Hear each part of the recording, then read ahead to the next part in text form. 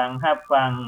สถานีวิทยุกระจายเสียงพระพุทธศาสนาแห่งชาติและสังคม FM 104.50 เมกะเฮิรตซ์อากาศวัดป่ายหินอำเภอเมืองจังหวัดเชียงใหม่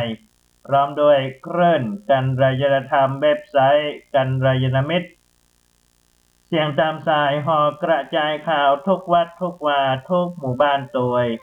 เจ้าวันนี้หลังจากที่ได้ฟังน้ำฟังธรรมในรายการมรดกธรรมการเมืองของท่านอาจารย์พระครูวิชิตศรีลาภรณ์วัดวังสิงห์คำรายการธรรมะเพื่อประชาชนของท่านอาจารย์พระครูธีรสุตพจน์สวดตุเจ้าหลวงวัดม่อนแสนสุขจบลงเป็นที่บรมวลไปเรียบร้อยแล้วก็มาพบปะอุจากันในรายการเสียงจากชุมชนป่าแดงและสันทรายหลวงเป็นประจำ 8 โมงถึง 8 โมงครึ่งโดยประมาณเจ้าวันนี้เป็นเจ้าวันเสาร์ที่ 6 เดือนกุมภาพันธ์พุทธศักราช 2559 เริ่มต้นรายการด้วยพุทธศาสนาสุภาษิตประจำวันประจำเจ้าวันนี้นำเสนอพุทธศาสนสุภาษิตในบทที่ว่ามัตตัญญุตาสัทธาสาธุมัตตัญญุตาสัทธาสาธุแปลว่าความรู้จักประมาณยังประโยชน์ให้สำเร็จทุกเมื่อความรู้จักประมาณยังประโยชน์ให้สำเร็จทุกเมื่อคำว่าประมาณในความหมายที่นี่ก็หมายถึงความพอดีบ่น้อยเกินไปบ่นักเกินไปบ่ตึงเกินไปบ่ย่อนเกินไปแต่คือให้มันอยู่กลางนะพอดีอันความรู้จักประมาณในไหนพ่ององค์สมเด็จพระสัมมาสัมพุทธเจ้าทรงตรัสว่ารู้จักประมาณในการนุ่งห่มนุ่งห่มตะกี้นี้ได้ฟังรายการธรรมะเพื่อประชาชนทางคณะอาจารย์พระครูธีระท่านได้กล่าวถึงการแต่งกายการนุ่งห่มในความเป็นวัฒนธรรมล้านนาบ่ว่าจะเป็นเผ่าพันธุ์ใดก็ตามที่อยู่ในอาณาจักรล้านนาก็มีประเพณีการนุ่งห่มแก่การนุ่งห่มในที่นี้ก็หมายถึงว่าถ้าเฮาใจนุ่งห่มเกินตัวคือมีนักเกินไปเสื้อผ้าอาภรณ์บางทีบางคนนี่มีเป็น4-5 ตู้ใส่บัตันเสื้อซื้อมาทิกซื้อมาทิกก็บ่ฮู้จะใส่ชุดไหนอันไหนพอมันนักขึ้นก็กลายเป็นสิ่งที่ประท้วงว่าเกินตัวไปลกลุงลังนักไปพอมันอันนี้ไปก็มันเข้าก็เอาไปทิ้งไปขว้างก็กลายเป็นขยะเป็นขยะก็ทำให้โลกร้อนละนี่เกินตัวเสื้อผ้าอาภรณ์ควรใส่อย่างเหมาะสมถูกกาลเวลาถิ่นไหนประจำถิ่นเป็นชุดประจำถิ่นอันนี้ก็ควรจะอนุรักษ์รักษาเอาไว้บางทีเอาบอกว่าโอ้มาเชียงใหม่จะมาพอเพิ่นใส่สิ้นกลางจ้องนี่ก็มาตอนปีใหม่เมืองบ่นะถ้าวันปกตินี่บ่ค่อยหันละนี่นะตอนนี้เป็นต้นอันนั้นหลายอย่างหรือว่าที่เฮากล่าวถึงการนุ่งห่มหรือว่าความมีนักเกินไปเสื้อผ้าอาภรณ์ต่างๆมีนักเกินไปอันนี้อันที่หนึ่งอันที่สองคือประมาณในการกินประมาณในการกินถ้ากินนักก็ใครรับกินน้อยก็รู้สึกว่าหิว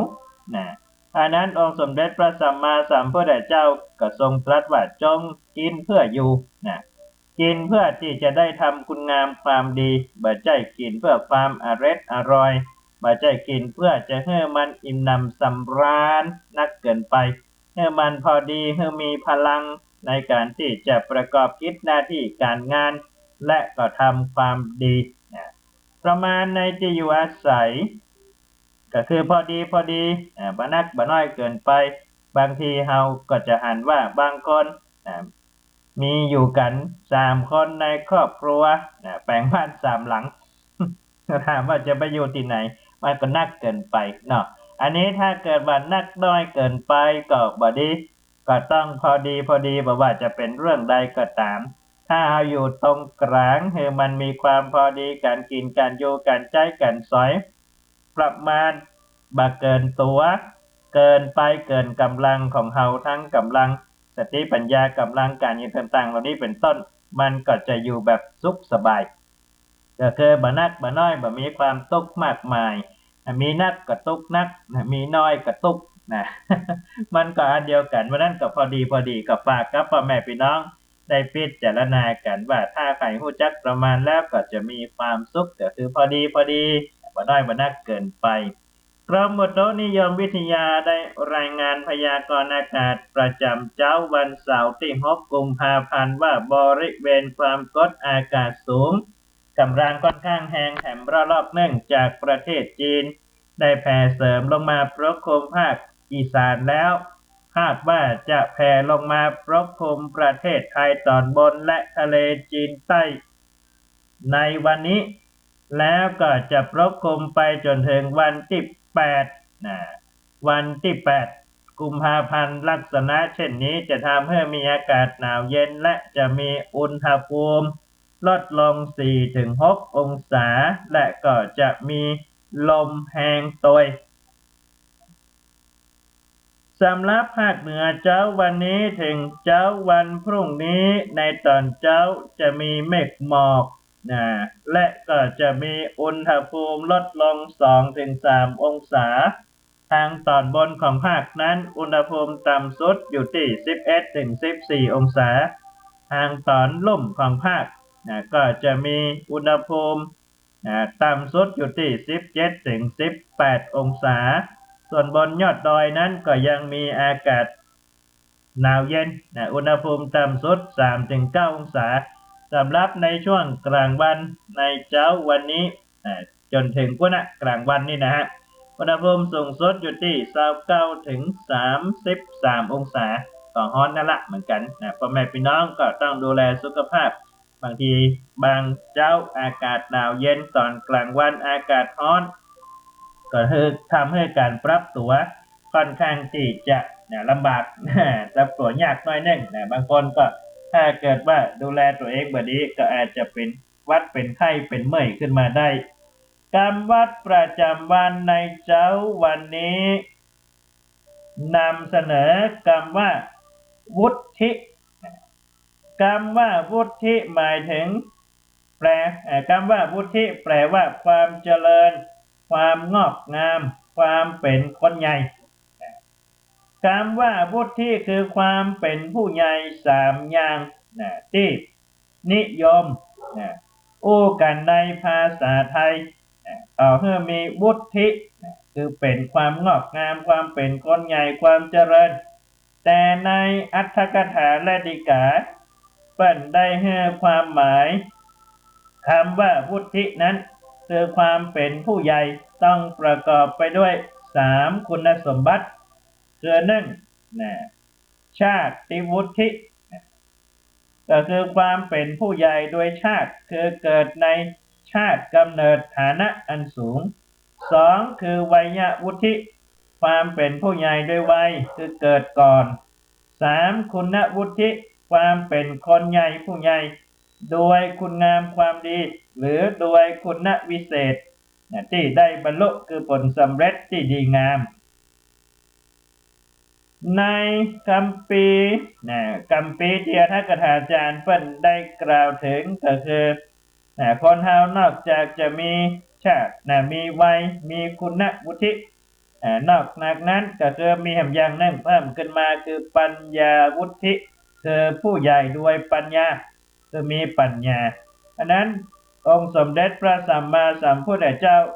ทรงตรัสว่าคนที่จะเจริญหรือว่างอกงามได้ต้องประกอบไปด้วยปัญญาวุฒิคุณวุฒิชาติวุฒิแล้วก็วัยวุฒิก็คือความเจริญงอกงามโดยความเป็นผู้ใหญ่นั่นเองอันนี้ก็ฝากกับพ่อแม่พี่น้องไว้พิจารณากันในเช้าวันนี้ตัวก่อนที่จะไปอู้จากันในเรื่องราวของ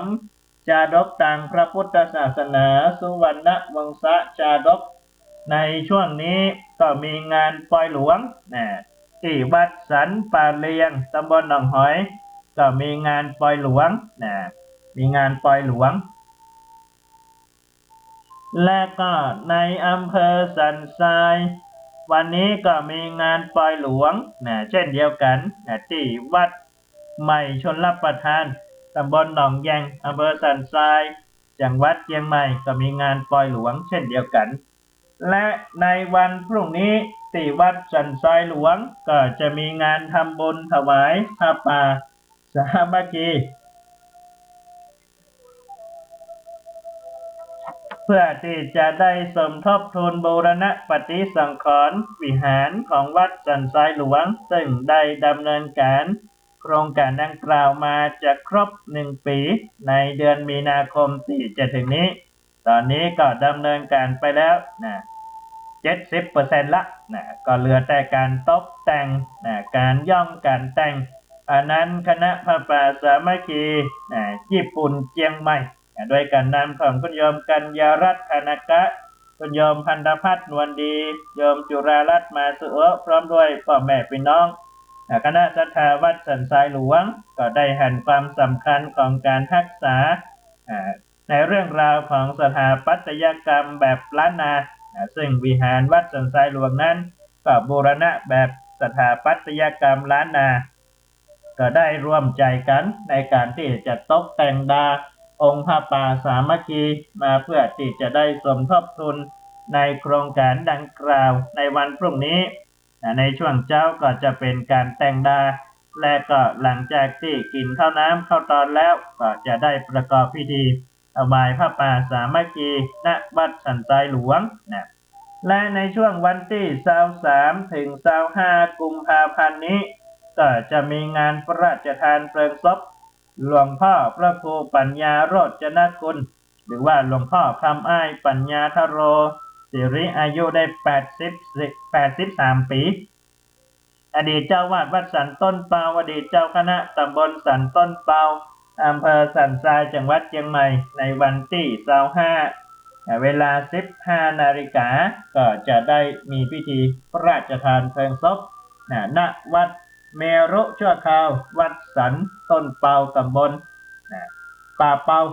อำเภอสันทรายจังหวัดเชียงใหม่ศิษยานุศิษย์ก็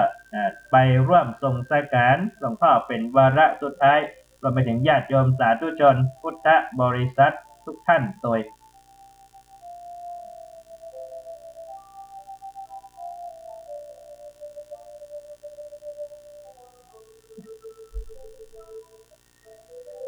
8:16พ่อแม่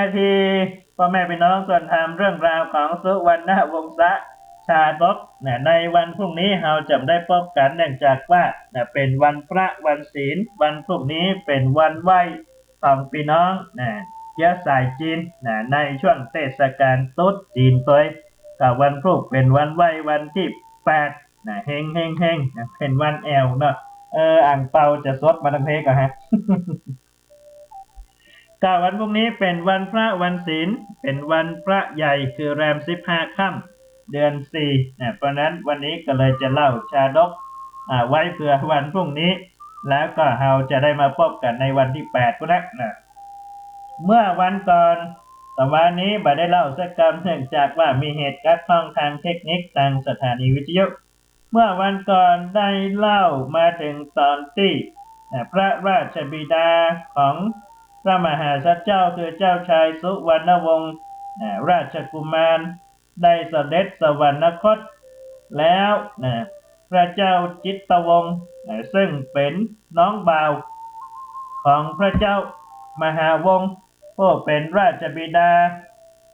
ของพระมหาสัจเจ้าที่อยู่ในตำแหน่งของอุปราชหรือว่าอุปราชาก็ได้ขึ้นครองราชสมบัติแต่ที่จริงแล้วบรรดาผู้คนทั้งหลายนั้นต้องการจะให้พระมหาสัจเจ้าได้สืบทอดต่อจากพระราชบิดาแต่พระมหาสัจเจ้านั้นท่านได้ปฏิเสธบอกว่ายังหนุ่มยังน้อยอยู่ให้พระเจ้าอาขึ้นไปก่อน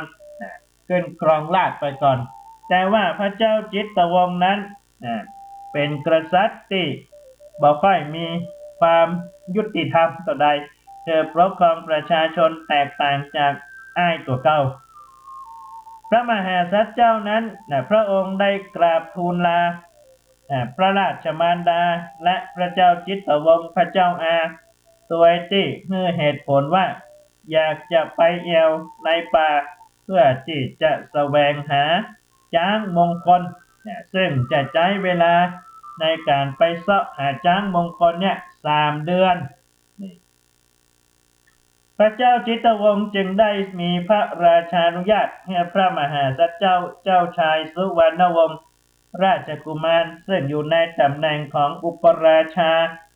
ได้ไปเสาะหาช้างมงคลเมื่อพระมหาสัจเจ้าได้รับพระราชานุญาตแล้วจึงได้เดินทางเข้าไปในแพะในป่าเพื่อที่จะแสวงหรือว่าเสาะหาช้างมงคลมงคลหัตถีในขณะที่พระมหาสัจเจ้าได้เดินทางไปเสาะหาช้างในแห่งเมืองหนึ่งชื่อว่าเมืองอริ ธมหานครบุรีอริ ธมหานครบุรีนั้นมีพระราชาพระนามว่าพระเจ้ายัสสกะแล้วก็มีพระมเหสีพระนามว่าพระนางศิลวดี พระนางศิลวดีนั้น ได้ให้ประสูติการพระราชธิดาพระราชบิดามารดาจึงได้ตั้งชื่อว่าเจ้าหญิงบูรณีเจ้าหญิงบูรณีแล้วพระเจ้ายัสสกะก็ได้เป็นกษัตริย์ในเมืองอริ ธมหานครบุรีนั้นเปิ้นได้เล่าในจาดกว่า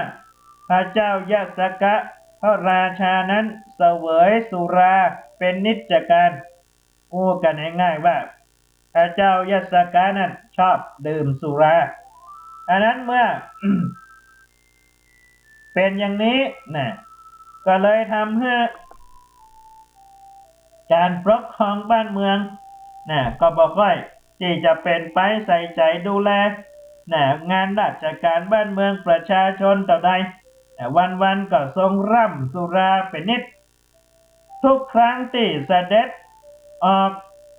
ว่าราชการท่ามกลางหมู่มหาอมาตย์เสนาบดีพระเจ้ายัสสกะนั้นก็จะให้เจ้าหญิงปูรณีนั่งบนพระเพลาของพระองค์คือนั่งบนตักหลังจากนั้นก็ทรงวินิจฉัยการงานราชการต่างๆในสวรรณวงศาชาดกก็เล่าต่อไปว่าเจ้าหญิงนั้นพอมีชนสาได้16 ปีก็มีความงามประดุจดังนางเทพอัปสรในสวงสวรรค์นี่เพราะนั้นทุกวันพี่เลี้ยงจะพากันดูแลประคบประหงมเป็นอย่างดีมีเหตุการณ์เกิดขึ้นอยู่มาวันหนึ่งในขณะที่เจ้าหญิงกำลังทรงบรรทมอยู่ในปราสาทบรรดาแม่นมปี่เลี้ยงนางสนมทั้งหลายก็พากันรับกันไปหมดแล้วก็ตื่นขวายเพราะว่าวันนั้นเป็นวันที่พระราชาจะออกว่าราชการและวันนั้นก็เป็นวันที่พระเจ้ายัสสกะนั้นทรงเสวยสุราจนมีอาการเมามายเมื่อจะว่าราชการก็ต้องมีเจ้าหญิงเสด็จไปตัวพระราชา มาได้ทอดพระเนตรหันเจ้าหญิงเสด็จมาก็ปากันก็ทรงกลิ้วคือโกรธแล้วก็ได้เสด็จไปยังปราสาทของเจ้าหญิงโดยในพระหัตถ์นั้นมีพระแสงดาบไปตัวเพราะความโกรธว่าทำไมวันนี้ลูกถึงมาไปว่าราชการตัวเพราะว่าสุราเมรัยทำให้คนเสียสติกินนักก็เสียสติพ่อแม่พี่น้องส่วนธรรมพระราชาจึงเสด็จไปยังปราสาทของเจ้าหญิงเมื่อเปิดประตูไปก็เห็นเจ้าหญิงทรงบรรทมอยู่และนางสนมทั้งหลายก็ลับไล่กันอยู่พอหันพระราชา นางสนมตั้งหลายก็สะดุ้งตกใจพระราชานั้นก็ทรงพระโกธาคือเกลี้ยวโคตรแล้วก็ได้รับสั่งว่าลูกสาวตัวเก่านั้นเป็นการะกณีเป็นลูกโจรเหล่านี้เป็นต้นเนี่ย แล้วพระราชาก็จะประหารเจ้าหญิงปูรณีนะ เจ้าหญิงปูรณีถูกพระราชา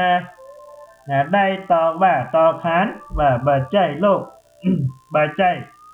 เป็นธิดาของพระองค์เป็นกาลกิณีเหล่านี้เป็นต้นนี่เจ้าหญิงนั้นก็น้อยเนื้อต่ำใจ ว่าป่อนั้นบ่ฮักดื่มแต่สุราแล้วก็บ่มีสติสัมปชัญญะในการครองพระองค์เลยก็เป็นที่อับอายแก่เจ้าหญิงเป็นยิ่งนักเจ้าหญิงก็เลยทนบ่ได้ก็เลยเกิดในพระทัยว่าจะหนีออกจากเมืองไปตายเนี่ยดีกว่าสู้ที่จะอยู่กับพระราชบิดาที่บ่มีสติสัมปชัญญะครอบครองเพราะกำลังของสุราเมลัยเจ้าหญิงเกิดได้ดังนั้นจึงได้เก็บของมีค่าอันมีพระธรรมลงห่อไว้ในปกผ้าแล้วจึงได้เอา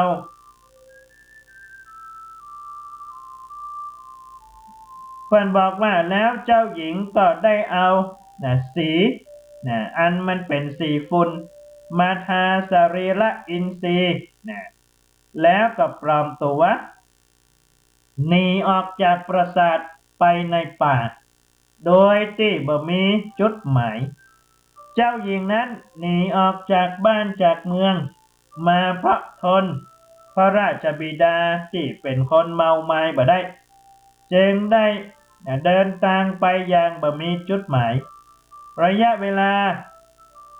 ในการหนีออกจากเมืองของเจ้าหญิงนั้น3 เดือนเจ้าหญิงต่อไปถึงอาสลมของพระดาบสคือพระฤาษีองค์หนึ่งเจ้าหญิงได้หันอาสรมจึงได้เข้าไปขออาศัยยังพักกับพระฤาษีพระฤาษีนั้นก็มีเมตตาธรรมเมื่อหันคนตกทุกข์ได้ยากมาขอความอาศัยเปิ้งปิงจึงได้ให้เจ้าหญิงนั้นได้ไปพำนักอยู่ในอาสลมแห่งหลังหนึ่งเจ้าหญิงปูรณีก็ได้เมตตาธรรมของท่านพระดาบสโดยที่เจ้าหญิงนั้นก็อาศัยอยู่กับท่านพระดาบสเป็นระยะเวลา1 ปีแล้วเจ้าหญิงก็พิจารณาว่าเฮาเนี่ยเป็นมาตุคามคือเป็นแม่หญิงเพราะนั้นจะมาอาศัยกับหลวงประท้องว่าท่านพระดาบสผู้มีพระคุณเนี่ยก็ย่อมเป็นมนทินแก่บรรพชิตเพราะฉะนั้นเฮาจะลาพระอาจารย์ไปยังถิ่นที่มีมนุษย์ดีกว่าเมื่อตัวเจ้าหญิงนั้นเป็นสาวสะพรั่งชื่อว่าเป็นชาติมาตุคามถ้าเกิดว่ามีภัยผู้ใดผู้หนึ่งมาหันใส่มาปบใส่ว่าอาศัยอยู่กับท่านพระดาบสท่านพระดาบสก็จะมีมนทินทั้งที่ก็ไม่ได้เกิดอย่างกันเจ้าหญิงก็ได้ให้เหตุผลเช่นนี้พระดาบสได้ฟังก็หันเหตุผลที่ดีว่าโอ้ปูรณีเนี่ยเป็นผู้ที่มีปัญญามีคุณธรรมจริยธรรมจึงได้กล่าวกับเจ้าหญิงว่าหนทางที่ไปข้างหน้ามันอันตรายลูกเขยเพราะฉะนั้นก่อนที่จะไปลูกจงเฮียนมนต์จินนามณีให้สำเร็จก่อนเพื่อที่จะเอาไปป้องกันตัวในยามเดินทางเพราะว่าเป็นไม่ยิงเจ้าหญิงก็ได้เฮียนมนต์จินดามณีกับท่านพระดาบสจนท่องขึ้นใจก่อนที่จะเดินทางกราบลาท่านพระดาบสนั้นก็ได้มอบพระขันติพคือดาบวิเศษ แล้วท่านพระดาบสก็ได้อำนวยอวยใจให้เจ้าหญิงปูรณีว่าลูกจงเดินทางด้วยความปลอดภัยเทวดาคุ้มครองรักษาไปที่ไหนก็ขอให้พบแต่คนดีๆหลังจากนั้นเจ้าหญิงก็ได้กราบลาท่านพระดาบสไปพร้อมกับมีพระขันวิเศษและก็มีมนจินดามณีมีคำถามว่าทำไมท่านพระดาบสถึงได้มอบพระพระขันพระขันติปคือดาบวิเศษและสอนเจ้าหญิงให้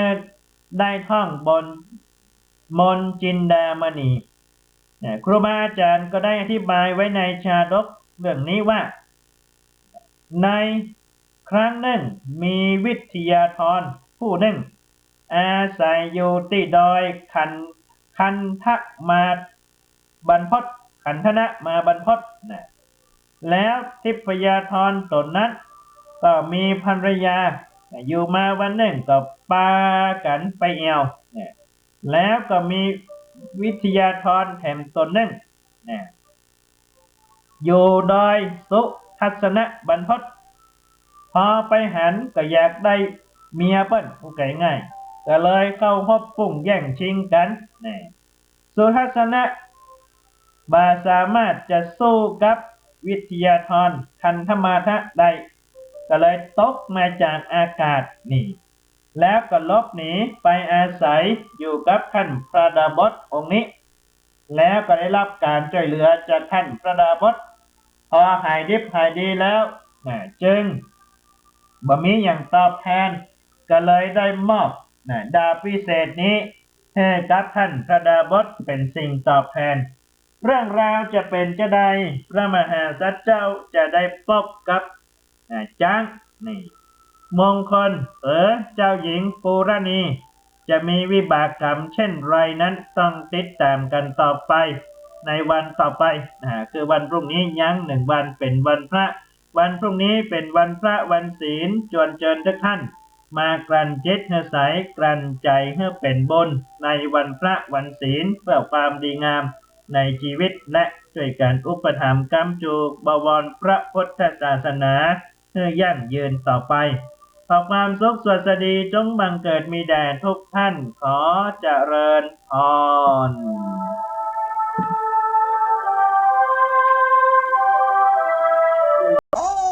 หลายคนหลายท่านก็มาจมมาอู้ให้ฟังว่าโอ้ลูกหลานบาดเดียวนี่มันจึงเลอะจึงลึงเนาะมันสอนตุกสอนยากมันจึงมาเอากรรมเนาะโอ้ยมาหูจะเนี่ยจะใดละถึงวันนี่นะเอากะเดียวก็คือปีนานวุฒิชาติได้อู้ได้จ๋าได้ฮือธรรมะสาระกับศรัทธาญาติธรรมเนาะเพื่อจะได้มี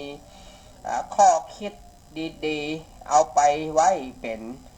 คำสอนเพื่อกับลูกหลานกันต่อไปกันแล้วกันเนาะ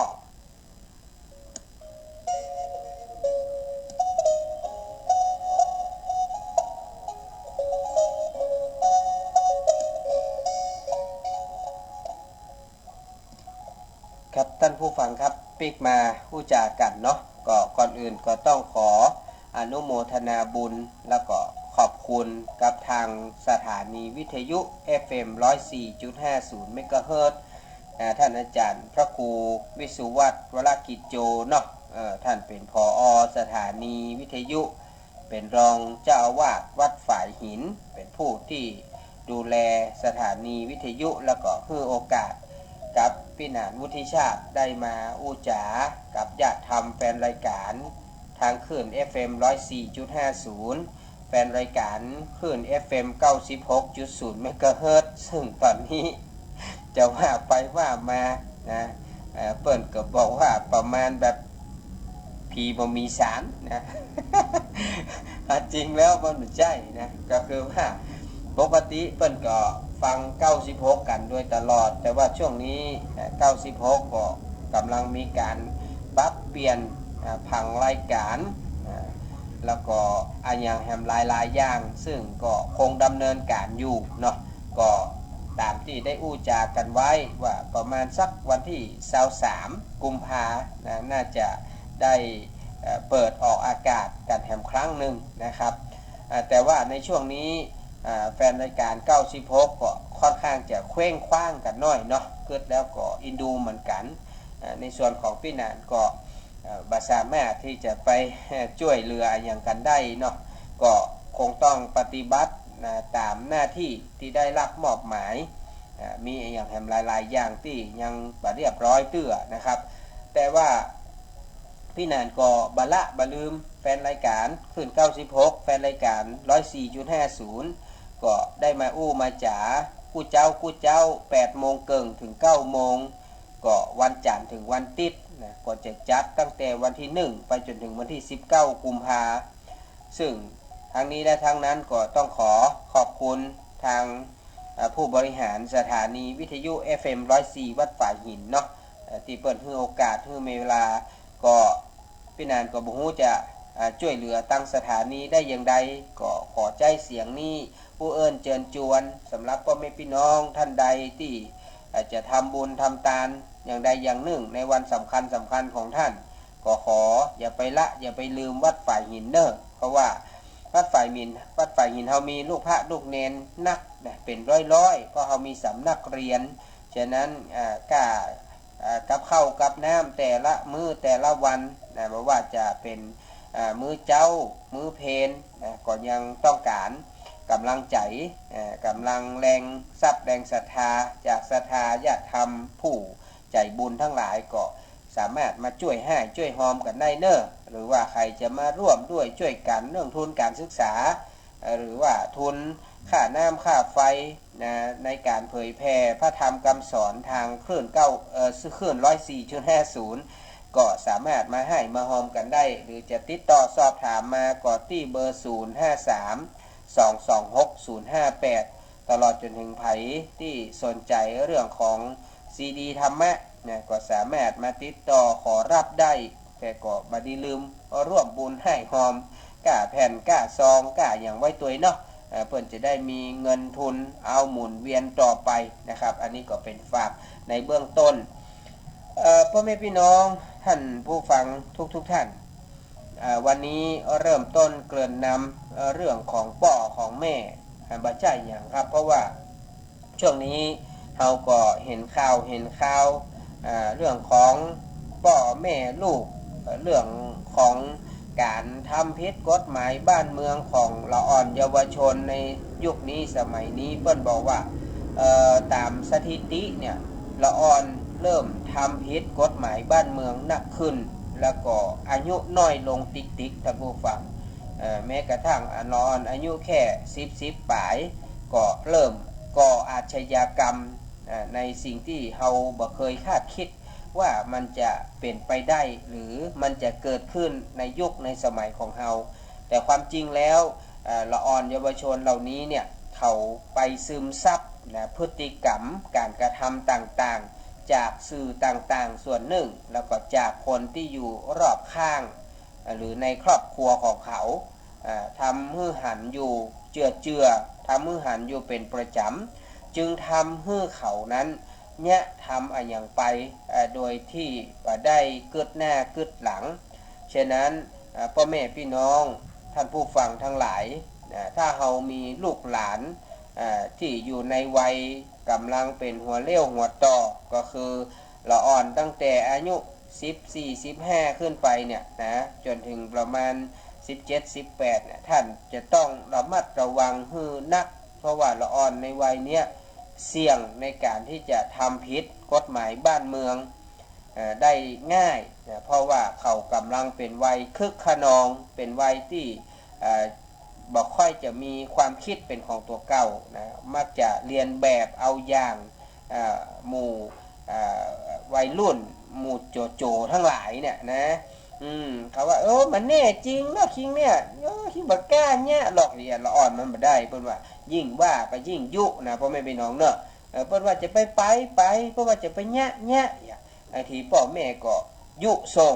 ไปเลยค่าตาก็ไปเตอะเนี่ยค่าติดข้อก็ไปเลยเนี่ยนะไม่เฮียนก็ไม่ต้องเฮียนนี่ใครเกเรก็เกเรไปเดี๋ยวก็ติดคุกติดข้อเดี๋ยวก็ติดยา เขาก็บ่สนเฮาอู้อย่างนั้นก็ซ้ำเป็นการชี้ช่องบอกทางให้เขาไปในทางนั้นก็กลายเป็นว่าเข้าป่าเข้าพงไปติ๊กๆนะท่านผู้ฟังนะฉะนั้นถ้าท่านมีลูกหลานบอกว่าไม่ยิงบอกว่าพ่อใจท่านจะไปประมาทลาสาว่าสิ่งที่ท่านอู้ไปว่าไปนั้นนะมันแต่งไปถึงจิตถึงใจเขานะเขาก็ซ้ำได้เปิดห้องว่าอย่างได้ส้นนี่เนาะกำเมืองว่าได้ส้นก็คือว่าซ้ำเหมือนกับไปยุยงส่งเสริมเขานะฉะนั้นก็ขอให้ระมัดระวังในการอู้การจ๋าในการบอกการสอนบางครั้งเขาจะโคตรจะเกลียดอย่างมกใดก็จ้างเพื่อนว่าเขาเป็นผู้รักผู้ใหญ่เนี่ยบางครั้งเพื่อนบอกว่าการสอนคนเนี่ยอย่าสอนด้วยอารมณ์หนึ่งนะสองอย่าไปสอนด้วยความโกรธความเกลียดนะถ้าเราสอนด้วยอารมณ์ด้วยความโกรธความเกลียดเราไม่ได้มีสติยับยั้งชั่งใจบางทีเราอาจจะอู้ผิดนะหรือว่าเนี่ยอย่างที่บ่ถูกต้องเป็นสิ่งที่เป็นตัวอย่างที่บ่ดีให้เขาไปนะครับฉะนั้นต้องระมัดระวังให้นักๆวันนี้จริงๆก็อยากจะอู้เรื่องของพ่อแม่ลูกนี่แหละแต่ว่าเราเห็นข่าวมากมายในสมัยปัจจุบันนะครับเรื่องของลูกหลานที่อาจจะไปทำร้าย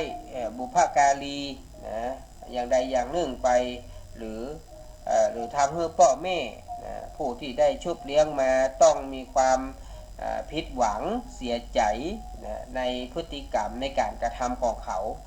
จนพ่อแม่บางคนตัดพ่อตัดลูกกันเลยตัดแม่ตัดลูกกันไปเลยอีนะก็ยิ่งทำให้เขาแย่ลงนะฮะฉะนั้นไหนเขาก็ให้เขากำเนิดเกิดมาแล้วเขาก็จะต้องพยายามอมเปาะอมปล่อยเนี่ยกำเมืองคนว่าอันแล้วก็พยายามประคับประคองนะให้เขาหลอดปลอดภัยแล้วก็อยู่ต่อไปให้ได้นะครับเราอย่าไปคิดว่ามันบ่ใช่ภาระหน้าที่ของเรานะจริงๆบ่ใช่นะครับเรานะต้องมีภาระที่จะต้องแบกรับบอกว่าผิดบอกว่าถูกนะเราก็จะต้องคอยดูแลปอกกอยเขานะฮะเพราะว่าในเขาก็ให้เขาเกิดมาแล้วจะต้องประคับประคองให้เขารอดปลอดภัยจากปักเหี่ยวปักกาจากพยานอันตรายที่อยู่รอบข้างเคียงเขาให้ได้นะครับแล้วถึงจุดหมายปลายทางแล้วเขาก็สามารถที่จะปล่อยได้แล้วก็ทำให้เขาดำเนินชีวิตไปด้วยตัวของเขาเองนะดังนั้นความเป็นพ่อเป็นแม่นั้นมันไม่ได้เป็นการเพียงแค่ให้เขาเกิดมาแล้วก็เลี้ยงดูเขาไปส่งเขาห้ามเฮียนจบแล้วก็ตัวภัยตัวมันบ่ใช่แต่ว่าความเป็นพ่อเป็นแม่นั้นมันต้องเป็นไปตลอดชีวิตนะจนกว่าจะตายจากกันนะบอกว่าเขาตายจากเขาหรือเขาตายจากเขาความสิ้นสุดของความเป็นพ่อเป็นแม่ก็จะหมดลงไปฉะนั้นละอ่อนสมัยเดียวนี้มันต้องยอมรับนะว่ามันเป็นสมัยยุคโลกาภิวัตน์นะโลกาภิวัตน์นั้นก็คือเทคโนโลยีต่างๆมันเจริญมากนะท่านผู้ฟังสังเกตหันก็เดี๋ยวนี้มีเฟซมีไลน์สามารถอู้กันทางวิดีโอไลน์นะสามารถหันหน้าหันตาแล้วก็เหล่านี้มันเป็นช่องทางที่ทำให้เขานั้นทำอย่างที่ผิดศีลผิดธรรมผิดกฎหมายบ้านเมืองได้นะเดี๋ยวนี้ผมเห็นข่าวมีการเพราะเขาอย่าง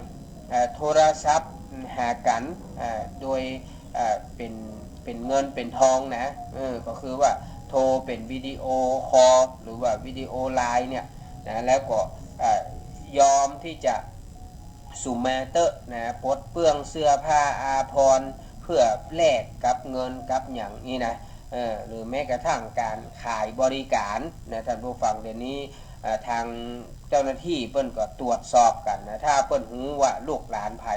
ยังทำแบบนี้เนี่ยก็เตรียมตัวเตอะโดนจับโดนยับแน่นอนแล้วมันก็จะสร้างความเสื่อมเสียหายคือเกิดขึ้นกับผู้ปกครองตัวนะฮะเพราะถือว่าผู้ปกครองก็ต้องมีความผิดในการที่ปล่อยปละละเลยลูกของท่านคือไปเนี่ยไปทำสิ่งที่บดีเหล่านี้นะฮะดังนั้นสมัยนี้มัน มันไม่ใช่ปลอดภัยนะครับสมัยตาสับปะรดนะยุคนี้นะบางทีเขาโหลดวิดีโอกันแล้วเขาก็ถ่ายคลิปกันไว้วันแรกก็เอามาแบล็กเมย์กันเอามาห้องเงินห้องทองบางทีพ่อแม่ก็จำเป็นต้องจกเงินจกทองเสียให้เขาไปนะโดยหูเท่าบ่ถึงการของลูกหลานเฮาฉะนั้นก็จะต้องพยายามระมัดระวังนะผมเคยเห็นบางที่บางบ้านเปิ้นจะมีคอมพิวเตอร์นะเปิ้นจะมีอย่างเงี้ยเปิ้นจะบ่ฮื้อเอาไปไว้ในห้องนะเปิ้นจะฮื้อเอามาไว้ที่ห้องรับแขกห้องรวมใครจะเล่นหยังใครจะพ่อหยังก็สามารถที่จะยื้อพอหันกันได้นะอันนี้ก็เป็นแนวความคิดที่ดีเหมือนกันเพราะว่าเป็นการระวังลูกหลานเฮาถ้าเอาไปไว้ในห้องในฮับเขาล็อกประตูเฮาก็บ่ฮู้บ่หันกับเขาไปแยะไปทำอย่างกันก็บ่ฮู้ดึกเดิงเกินคืนบางทีบ่หลับบ่นอนเจ้าก็บ่ค่อยลุกจะไปโรงเรียนก็บ่ค่อยไปเนี่ยท่านผู้ฟังนะเริ่มบ่อยากกู้กับพ่อกับแม่อยากอยู่คนเดียวนะมายุ่งเกี่ยวกับไผอย่างเงี้ยเริ่มเก็บตัวเนี่ยอันตรายนะครับเพิ่นถึงสันนิษฐานว่าถ้าบ่ติดเกมติดเฟซติดไลน์ติดแชทมาอันก็ติดยานะครับฉะนั้นต้องระมัดระวังกันให้ดีนะเพราะว่ากว่าเราจะเลี้ยงเขาใหญ่มาได้เนี่ยนะเราก็ลงทุนไปบ่ใช่น้อยๆเนาะพ่อแม่พี่น้องเนาะแต่นั้นก็ต้องช่วยกันพอคอยดูแลความเป็นพ่อเป็นแม่นะมันสามารถที่จะทอดทิ้งภาระธุระได้นะครับสมัยเดียวนี่อันกฎหมายเปิ้นบังคับแต่เนอะท่านผู้ฟังแม้กระทั่งเด็กแว้นทั้งหลายที่เอารถเครื่องรถยนต์ไปขับบนถนนหนทางโดนตำรวจเปิ้นจับยับได้เปิ้นจะต้องห้องพ่อแม่นี่นะไปเซ็นรับทราบข้อกล่าวหานะไปรับผิดรับชอบเลยเนาะทั้งผิดทั้งชอบนั่นนะรับผิดชอบนั่นนะถ้าว่ามีการคาดโทษถ้าว่าครั้งแรกเตือนแล้วนะประกาศออกมาแล้วครั้งที่สองยังมีรถก็จะโดนยึดพ่อแม่ก็จะถูกดำเนินคดีนะฉะนั้นถ้าท่านมีลูกเป็นวัยรุ่นชอบแว้นชอบอย่างนี้ต้องระมัดระวังเฮาจะต้องตัดไฟแต่ต้นลมบางครั้งต้องยอมใจแข็งนะบ่ต้องให้เขาเอาไปขี่ไปใจถ้าไปโรงเรียนก็เอาไปมาค่ำแมลงห้ามมารถออกบ้านล็อกกุญแจอะไรอย่างก็ว่าไปเถอะนะต้องมีวิธีการจะต้องตั้งกฎกติกาให้กันว่าเนี่ยอย่างใดได้หรือเนี่ยอย่างใดบ่ได้นะเขาอาจจะต้องตัดค่าขนมนะตัดค่าใช้จ่ายของเขาลงนะบางครั้งเนี่ยมันจำเป็นนะฮะที่พ่อแม่จะต้องใจแข็งจะไปเลี้ยงลูกด้วยเงินนะฮะบางทีบ่มีเวลาฮื้อก็เอาเงินฮื้ออย่างเดียวนะละอ่อนก็แย้มได้เงินได้ทองก็เอาไปกินไปใช้เอาไปใช้ในที่สิ่งที่ประจำเป็นสิ่งมาผสมควรนะเขาก็ฮู้เนาะบางทีก็ฮื้อเปื่อนฮื้อฝูงไปเล่นเล่นยาเขาก็บ่ฮู้นะครับหรือว่าเอาไปฮื้อแม่หย่าแม่ยิงพ่อจ่ายเขาก็บ่ฮู้เหมือนกันนะยิ่งสมัยเดียวลูกหลานมาเฮียนอยู่ในหัวในเวียงมาเจ้าหอพักบางทีก็เป็นหอใช้ที่ก็หอหญิงแต่เขาก็ตึงล่อมแลมไปหากันได้พ่อแม่พี่น้องเนาะคนสมัยเดียวเขาจะได้มัดแข้งผูกขาเขาไว้หรอถ้าเขาล็อกโซ่ล็อกกุญแจไว้ดีกะนะเขาไม่ง่ายอย่างนั้นฉะนั้นเขาก็จะต้องระมัดระวังนะว่าลูกเขามันผิดปกติไปหรือเปล่ามันแต่งตัวเวอร์ไปไหมหรือว่ามันจ่ายเงินหนักขึ้นนะมันมีอย่างผิดสังเกตนะแต่ร่างกายของมันผิดปกติไปอย่างใดอย่างหนึ่งก็ต้องช่วยกันพอช่วยกันกอยในความเป็นพ่อเป็นแม่นะครับแล้วก็ความจริงแล้วถึงลูกเต้าสมัยเดียวมันต้องมาเหมือนคนตะก่อนถ้าผู้ฟังจะไปตั้งความหวังอย่างไว้นักอย่าไปตั้งความหวังไว้สูงหลายคนนี่ไปคิดที่จะตั้งความหวังไว้กับลูกกับเต้านักมันต้องได้เป็นอย่างอันเป็นอย่างอี้บางทีส่งลูกคือห้ามคือเฮียนวันแน่มันจะต้องเป็นครูเป็นหมอเป็นพยาบาลเป็นตำรวจทหารเป็นข้าราชการเป็นนักธุรกิจเป็นอย่างเฮาไปตั้งไว้มากมายก่ายกองบางทีเฮาบ่ได้พอลูกพอหลานเฮาว่าสติปัญญาสมองอ่องเขาเนี่ยมีนักมีน้อยมอกใดเฮาก็บ่ฮู้นะครับความตั้งใจเล่าเรียนศึกษาของเขามีมอกใดนะฉะนั้นก็อย่าไปตั้ง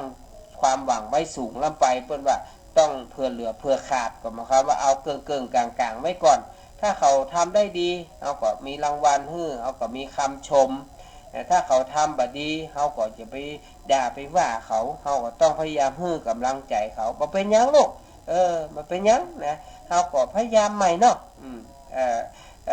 คะแนนบ่ดีเทอมนี้เทอมหน้าตั้งใจใหม่นะลูกเนาะเดี๋ยวถ้าลูกทำได้เดี๋ยวพ่อแม่จะมีรางวัลให้เนอะมันก็เหมือนเป็นการช่วยให้มีแรงพักดันเขาทำให้เขานั้นมีความขยันขันแข็งนักขึ้นนะครับอันนี้ก็เป็นช่องทางหนึ่งที่จะทำให้ลูกหลานเรามีกำลังใจแล้วก็การสอนลูกหลานสมัยประเดี๋ยวจะไปด่าไปว่าเขามันมีประโยชน์นะสมัยประเดี๋ยวนี่เพิ่นบอกว่าเราจะไปใจไม้แข็งอย่างเดียวมันไม่ได้เนี่ยอย่างที่กรรมภาษิตโบราณที่ว่าลักวัวฮื้อผูกลักลูกฮื้อตีเขาจะมาบุบมาตีเขาเหมือนสมัยตะก่อนโบราณเปิ้นบ่ได้ละเดี๋ยวนี้เปิ้นใจกันบ่ได้ละสมัยแบบนั้นนะมันต้องมีกลวิธีที่จะล่อหลอกเขาที่จะมาโน้มแนวเขาที่จะมาผูกจิตมัดใจเขาว่าจะแย่งใดให้เขานั้นตั้งใจเล่าเรียนแย่งใดให้เขาหูบุญหูคุณพ่อแม่แย่งใดให้เขามีความรับผิดชอบดูแลตัวเก่าได้นะฮะก็จะต้องฝึกฝนนะบางครั้งเราบอกบ่ได้สอนบ่ได้เขาก็จะต้องจะต้องดูว่าเขาเชื่อไผฟังไผเขาก็จะต้องให้คนเหล่านั้นช่วยเขาหรือเขาชอบอะไรหยังบ่ชอบอะไรหยังเขาก็จะต้องรู้จักสังเกตสังกาลูกหลานเขานะครับเขาถึงจะได้เดาใจเขาถูกนะครับเขาบ่ฮู้นะใจเขาเกิดอะไรหยังนะเหมือนมีศรัทธาญาติธรรมหลายท่านมาเล่าให้พี่นานฟังว่าโอ้มีความตุกอกตุกใจลูกหลานบ่เชื่อถ้อยฟังกรรมมันลึมันลึงโอ้อย่างสอนอย่างลิ้นเนี่ยมาตันเข้าปากมันเถียงแบบโอ้มันตึบตีนเบิ้นปากเตียวหนีนะโอ้ช้ำใจเสียใจเฮาอุตส่าห์เลี้ยงมันมาแต่เล็กแต่น้อยอันนี้หมู่ที่เป็นปู่ย่าตายายลุงป้าน้าอาเนี่ยเปิ้นน้อยใจนะเปิ้นอุตส่าห์เลี้ยงเปิ้นมาอุตส่าห์สอนอุตส่าห์สั่งมันบ่ค่อยเอากรรมนะอันนั้นก็ทำให้หลายๆคนผิดหวังแล้วก็เสียใจนะครับท่านผู้ฟังอันนี้ก็บ่เป็นอย่างเนาะเฮาก็พยายามทำใจเพื่อไว้อย่างที่พี่หนานว่านะเฮาจะต้องเผื่อใจนะเฮาจะไปคิดว่ามันจะได้ดังใจเฮาเนาะอันนี้ย้อนกลับมาความหวังของพ่อแม่ก็บ่หวังหยังเปิ้นว่ายามแก่เฒ่าหวังเจ้าเฝ้ารับใช้ยามป่วยไข้หวังเจ้าเฝ้ารักษายามเมื่อถึงคาตายวายชีวาหวังเพียงเจ้าปิดตาคาสิ้นใจสิ้นลมก็อันนี้เป็นเรื่องธรรมดานะอันนั้นถ้าเฮาว่าเวลาเฮาเจ็บป่วยบ่สบายก็หวังลูกเต้าเอายุกเอายาเอาข้าวเอาน้ำมาให้กินนะมาดูแลเจ็ดเนื้อเจ็ดตัวมายื้อมาพอมาแสดงความหันอกหันใจกับพ่อกับแม่ก็มีกำลังใจก็หายวันหายคืนเหมือนได้ยาวิเศษมาชโลมจิตชโลมใจมีกำลังที่จะไปเนี่ยการทำงานหาเงินหาทองมาส่งเสียลูกหลานให้ได้ห่ำได้เฮียนสูงมายามแก่เฒ่าก็หวังเปิ้นได้มาดูแลพอกอยเวลาป่วยไข้ก็ให้เปิ้นมาพยาบาลรักษาอันเนี้ยลูกหลานก็บ่ค่อยจะแยะกันเนาะสมัยเดียวพอเห็นพ่อแม่นะพ่ออุ้ยเจ็บป่วยบ่สบายเขาก็บ่ค่อยมาใส่ใจดูแลเขาก็เมาก็ออกไปเอวนะไปเสาะแสวงหาประสบการณ์ที่อยู่ภายนอกบ้านนะบ่ได้สนใจพ่อแม่จะทุกข์ยากลำบากขนาดไหนเขาก็บ่สนนะเพราะเขาคิดว่าเขายังเป็นละอ่อนอยู่เขาเป็นวัยรุ่นเป็นวัยที่ต้องเสาะแสวงหาประสบการณ์ให้กับชีวิตฉะนั้นเขาเลยบ่ค่อยจะใส่ใจสนใจพ่อแม่ยิ่งถ้าไผเป็นพ่อเป็นแม่ที่อายุยังบ่นักอายุ30 40เนี่ยลูกเต้ามันตึ้มมาไข่พอไข่กอยเนอะอันนี้ต้องทำใจพี่นานี่ก็ทำใจมาตั้งแต่อายุ30แต่จนกระทั่ง40น้อยๆนี่ก็ยังทำใจบ่ได้นะบางครั้งนะบางทีเขาก็น้อยใจเหมือนกันบางทีเขาเจ็บป่วยบ่สบายก็เติงหาลูกหาเต้ามันก็มายืมมาพอบางทีส่งเฟซส่งไลน์มันก็บอกบ่ว่างเนี่ยนะแต่เวลามันเจ็บมันป่วยลดต่ำลดจนเฮาเนี่ยต้องฟังไปยื้อไปพอไปดูแลมัน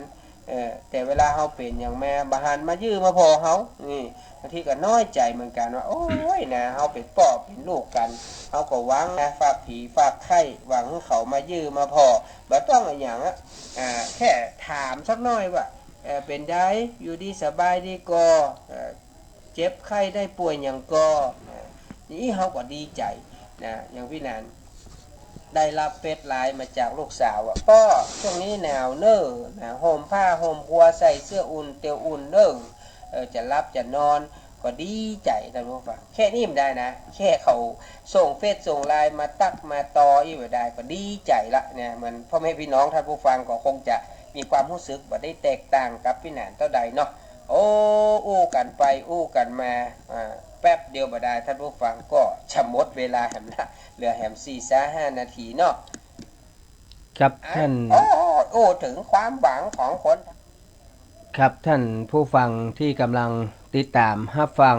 รายการธรรมะคนเฒ่า96ในวันนี้ก็ต้องขอสุมาภัยท่านผู้ฟังนะครับ เพราะว่าวันนี้ได้น้อมนำเอาเทปซึ่งที่จริงต้องออกต่อวาแล้วล่ะแต่ว่าบ่ได้ออกสักกรรมเนื่องจากมีความขัดข้องนะทางสถานีเนาะวันนี้ก็เลยเอาปิกมาออกซ้ำเพื่อกับบรรดาพ่อแม่พี่น้องท่านผู้ฟังทุกท่านได้รับฟังกัน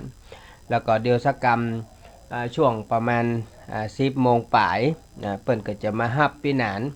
เพื่อที่จะไปที่วัดโลกโมลี11 โมงก็จะได้เดินทางนะครับ11 โมงป่ายจะได้เดินทางไปที่วัดอัมพวันจังหวัดสิงห์บุรีหลวงพ่อจรัญก็ขอโมทนานะครับกับหลายท่านที่ได้ฝากจตุปัจจัยให้พี่หนานเอาไปทำบุญทำทานที่วัดอัมพวันสิงห์บุรีกับพระเดชพระคุณหลวงพ่อพระธรรมสิงหบุราจารย์และว่าหลวงพ่อเจริญวัดป่ามะม่วงเนาะก็คงจะเป็นบุญใหญ่แล้วก็ไปกับศรัทธาประมาณ30 ชีวิตก็จะได้ปฏิบัติธรรมกรรมฐานไหว้พระสวดมนต์ที่วัดป่ามะม่วงวัดอัมพวัน1 คืนนะครับแล้วก็จะได้เอาบุญเอากุศลนั้นมาเผื่อแผ่กับศรัทธาญาติธรรมก็โมทนาสาธุการด้วยกันเนอร์แล้วก็วันพรุ่งนี้จะออนแอร์ออกอากาศสดนะครับที่วัดอัมพวันเนอร์เดี๋ยวท่านพระครูสมุวิสุวัตรท่านจะเมตตาโทรเข้าไปช่วง8 โมงเกิงวันพุธเพื่อพี่นานออนแอร์ออกอากาศสดเกิงชั่วโมงที่วัดอัมพวันจากนั้น9 โมงพี่นานก็จะทำบุญทำทานเสร็จแล้วก็จะออกจากวัดอัมพวันประมาณสัก10 โมงนะครับเพื่อเดินทางปิกเชียงใหม่เมื่อมาถึงประมาณสัก 2-3 ทุ่มนะครับฉะนั้นก็ขอโมทนาสาธุการกับศรัทธาญาติธรรมแฟนรายการทุกท่านเด้อขอให้บุญทั้งหลายจงบังเกิดมีแก่ทุกท่านทุกคนนะครับวันนี้ขอน้อมนำรายการจากลาไปก่อนเด้อเพราะว่าเวลาหมดเวลาละขอท่านผู้ฟังทุกท่านมีความสุขเหมือนกันทุกคนทุกท่านครับสวัสดีครับบอกให้รู้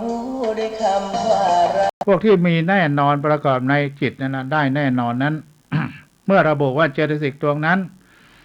ประกอบกับจิตดวงนั้นนั้นเมื่อจิตดวงนั้นนั้นดวงใดดวงหนึ่งเกิดขึ้นก็ต้องมีเจตสิกเหล่านั้นประกอบด้วยอยู่เสมอ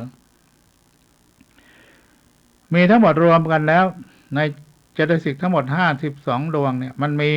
ที่ประกอบได้แน่นอนจริงๆนะมี41 ดวง41 ชนิด41 แบบก็ได้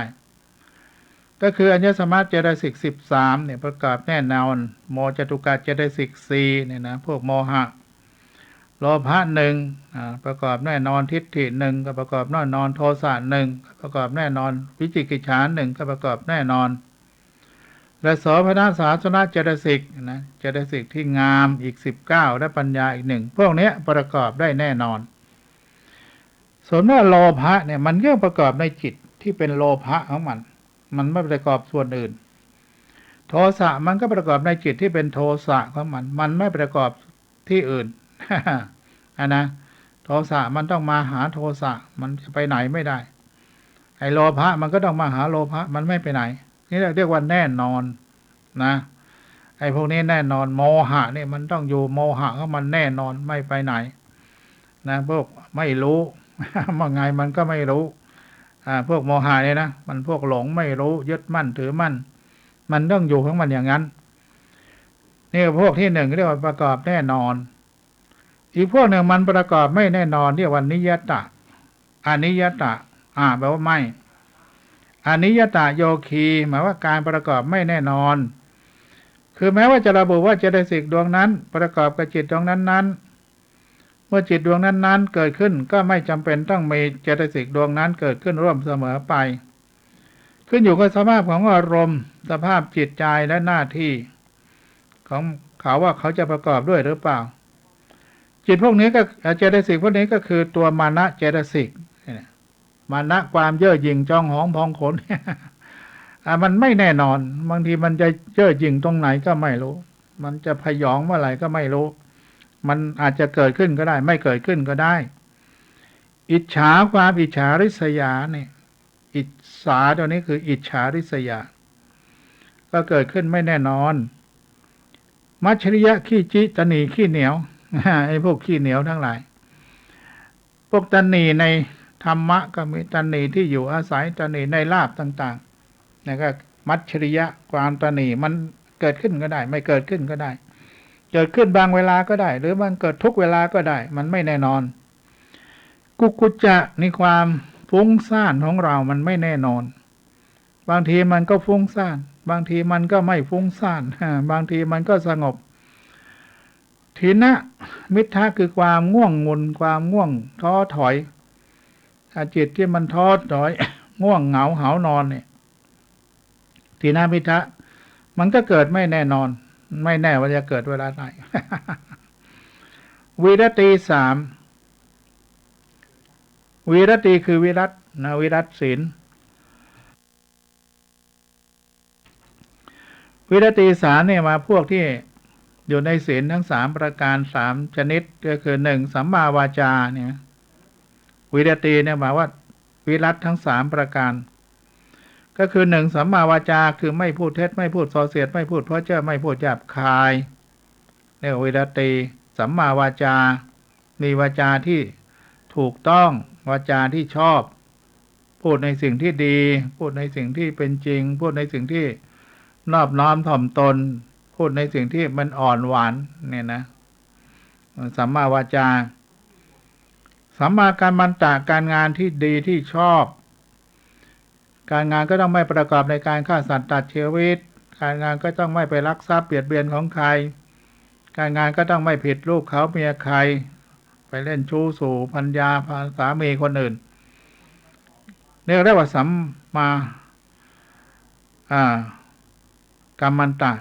มีการงานที่ชอบก็คือเว้นจากความชั่วทั้งหลายทางกายนะสัมมาอาชีวะก็ทั้ง2อย่างด้วยกันคือทั้งสัมมาวาจาสัมมากัมมันตะก็ประกอบสิ่งที่ดีที่งามก็คือสัมมาอาชีวะมีอาชีพที่ถูกที่ควรทีนี้ว่าการงานในที่นี้ไม่เกี่ยวกับการงานที่มันเป็นอาชีพมันสำหรับการงานที่ทำประพฤติวัดปฏิบัติธรรมสำหรับโยคีผู้ประพฤติวัดปฏิบัติธรรมเขาก็ไม่มีพวกนี้อยู่แล้ว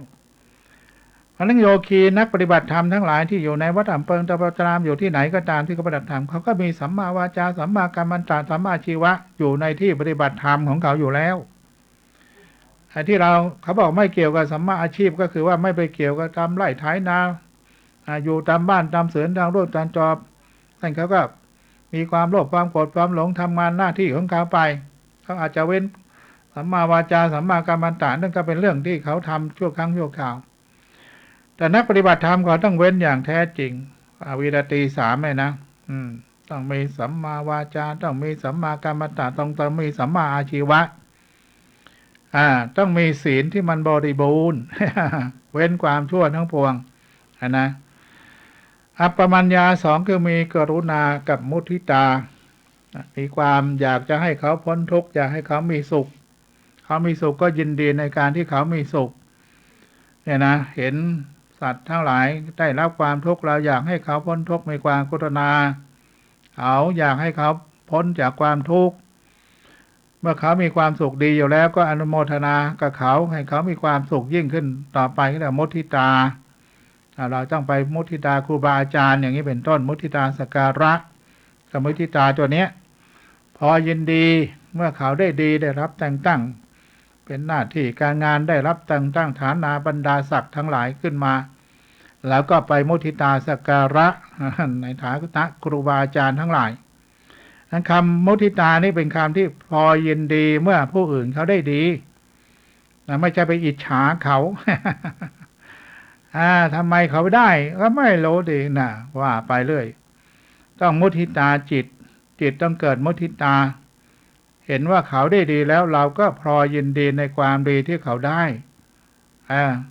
ต้องพลอยยินดีกับที่เขาได้ดีตัวมุทิตามันตัวนี้มุทิตาเป็นตัวเจตสิกที่มันจะเกิดขึ้นในจิตในใจของเราเนี่ยมันต้องเกิดขึ้นด้วยความบริสุทธิ์ของใจ นะต้องมีมุทิตาเจตสิกเข้ามาประกอบปรุงแต่งให้จิตมันบริสุทธิ์ผุดผ่องแล้วก็พลอยยินดีกับเขาอย่างเต็มอกเต็มใจนะไม่เว้นไว้แต่นิดแต่กระพีกนิ้ว ไม่เว้นไว้แต่ผงธุลีต้องไม่อิจฉาริษยาอยู่ในจิตในใจแล้วมาแกล้งพอยินดีก็ไม่ได้นะมันต้องพลอยยินดีด้วยความมุทิตาสักการะจริงๆนะปราบปลื้มปรีดีปรีดาปราโมทย์ในหน้าที่การงานที่เขาเจริญขึ้นที่เขาได้รับยศถาบรรดาศักดิ์มากขึ้นหรือเขามีอายุวัฒนะมงคลมากขึ้นเนี่ยเราก็พลอยยินดีกับเขาด้วยความเต็มอกเต็มใจนี่ชื่อว่ามุทิตาจิตนะจิตพวกนี้จึงเป็นจิตประเภทที่บริสุทธิ์ผุดพองไม่หวังลาภ ไม่หวังผลว่าเขาจะมาตอบแทนบุญคุณเราบ้างเขาจะเห็นความดีของเราบ้างจะได้ให้เรามีทำความดีเพิ่มขึ้นอะไรต่ออะไรหรือว่าเขาปรารถนาให้เรามีหน้าที่การงานที่ดีขึ้นเขาอยากจะช่วยเหลือเราเพราะเราไปแสดงมุทิตาสักการะนั้นไม่ได้เพราะนั้นจิตใจที่ไปมุทิตาตัวเนี้ยตัวมุทิตาตัวนี้ต้องเป็นจิตที่บริสุทธิ์ผุดผ่องจริงๆจึงได้ชื่อว่ามุทิตาเจตสิกนะเป็นตัวเจตสิกตัวหนึ่งที่พลอยยินดีเมื่อเขาได้ดีการุณาก็คือว่ามีความเมตตาสงสารอยากให้เขาได้พ้นทุกข์ก็ได้จิตใจที่มันบริสุทธิ์เหมือนกันก็เป็นตัวเจตสิกที่มันเกิดขึ้นในจิตในใจของเราทำไมมันถึงเกิดขึ้น ทำไมมันถึงเกิดขึ้นก็เพราะจิตใจของเรามันมีพรหมวิหารสี่อยู่แล้วก็มีเมตตานี่นะอยากให้เขาพ้นทุกข์ทั้งหลายเนี่ยอยากให้เขา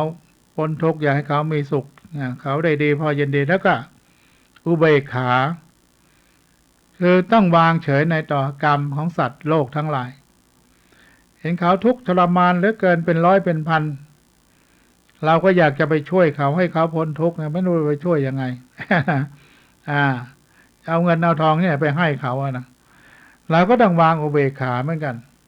นะอุเบกขาคือต้องวางให้รู้ว่าสัตว์โลกมันเป็นไปตามกรรมที่ได้อธิบายแล้วนะกรรมเขาทำมาว่าอย่างไรก็ต้องไปตามกรรมหลังนั้นไม่ต้องไปคร่ำครวญเสียใจร้องห่มร้องไห้ช่วยใครไม่ได้เลยเรานี่ไม่มีประโยชน์ไม่มีอะไรเลยหรือที่จะไปมีปัญญาไปช่วยเขามันไม่ใช่นะการที่ว่าเรามีอุเบกขาก็คือว่าต้องวางเฉยแล้วรู้ไปตามสัตว์โลกต้องไปตามกรรม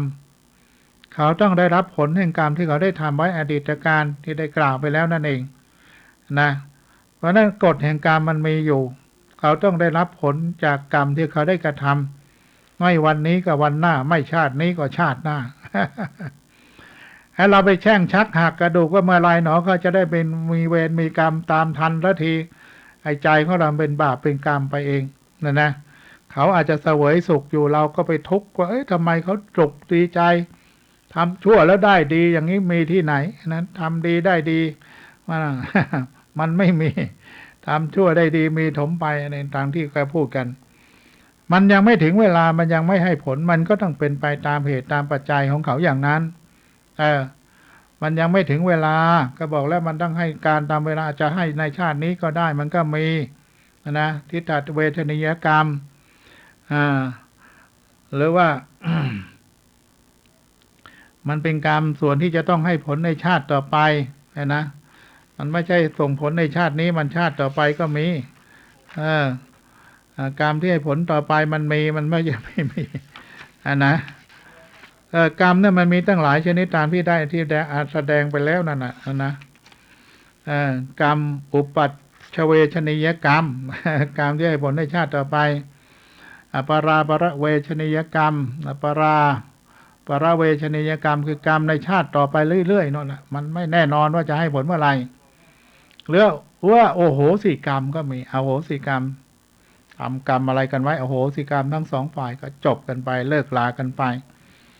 อย่างนี้เป็นต้นเนาะหรือได้กรรมที่เราทำไว้ยังไม่ส่งผลเราเป็นพระอรหันต์ซะก่อนกรรมนั้นก็เลยหมดไปไม่ส่งผลแต่ถ้ากรรมมันหนักก็มันจะส่งผลในวาระสุดท้ายของเป็นพระอรหันต์ก็ยังพระโมคคัลลานะพระสารีบุตรก็ต้องได้รับกรรมนะ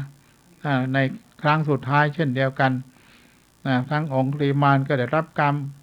พระโมคคัลลาก็ต้องได้รับกรรมแต่มีทั้งพระนางอุบลวรรณาเถรีก็ได้รับกรรมเหมือนกันเพราะว่ากรรมในครั้งสุดท้ายนั่นเองก็เราให้รู้ว่ามันไปตามกรรมรู้แล้วโอ้ทำไมถึงเป็นพระอรหันต์แล้วต้องมาโดนทุบตายอะไรอย่างเงี้ยนะ ทุบจนมรณภาพอะไรอย่างเงี้ยนะก็บอกกรรมมันส่งผลมาเป็นครั้งสุดท้ายแต่ท่านก็ไม่ต้องกลับมาเวียนว่ายตายเกิดแล้วท่านเป็นพระอรหันต์แล้วเท่านั้นแหละสมัยที่พระบรมศาสดาพระมหาเจ้าจงมีพระชนชีพอยู่พระองค์ก็สัตย์บอกพวกเราได้ว่าท่านองค์ไหนเป็นพระอรหันต์ไม่เป็นพระอรหันต์แต่ในชาติปัจจุบันเราก็ไม่รู้ใครเป็นมั่งไม่เป็นมั่งนะอรหันต์แท้อรหันต์เทียมมันมีเยอะแยะก็ไปตามกรรมของเขาเราไม่ต้องไปว่าใครแท้ใครเทียมใครทำกรรมอะไรต้องได้รับผลของกรรมอย่างนั้น มาดูในหน้า75เรียกว่านิยต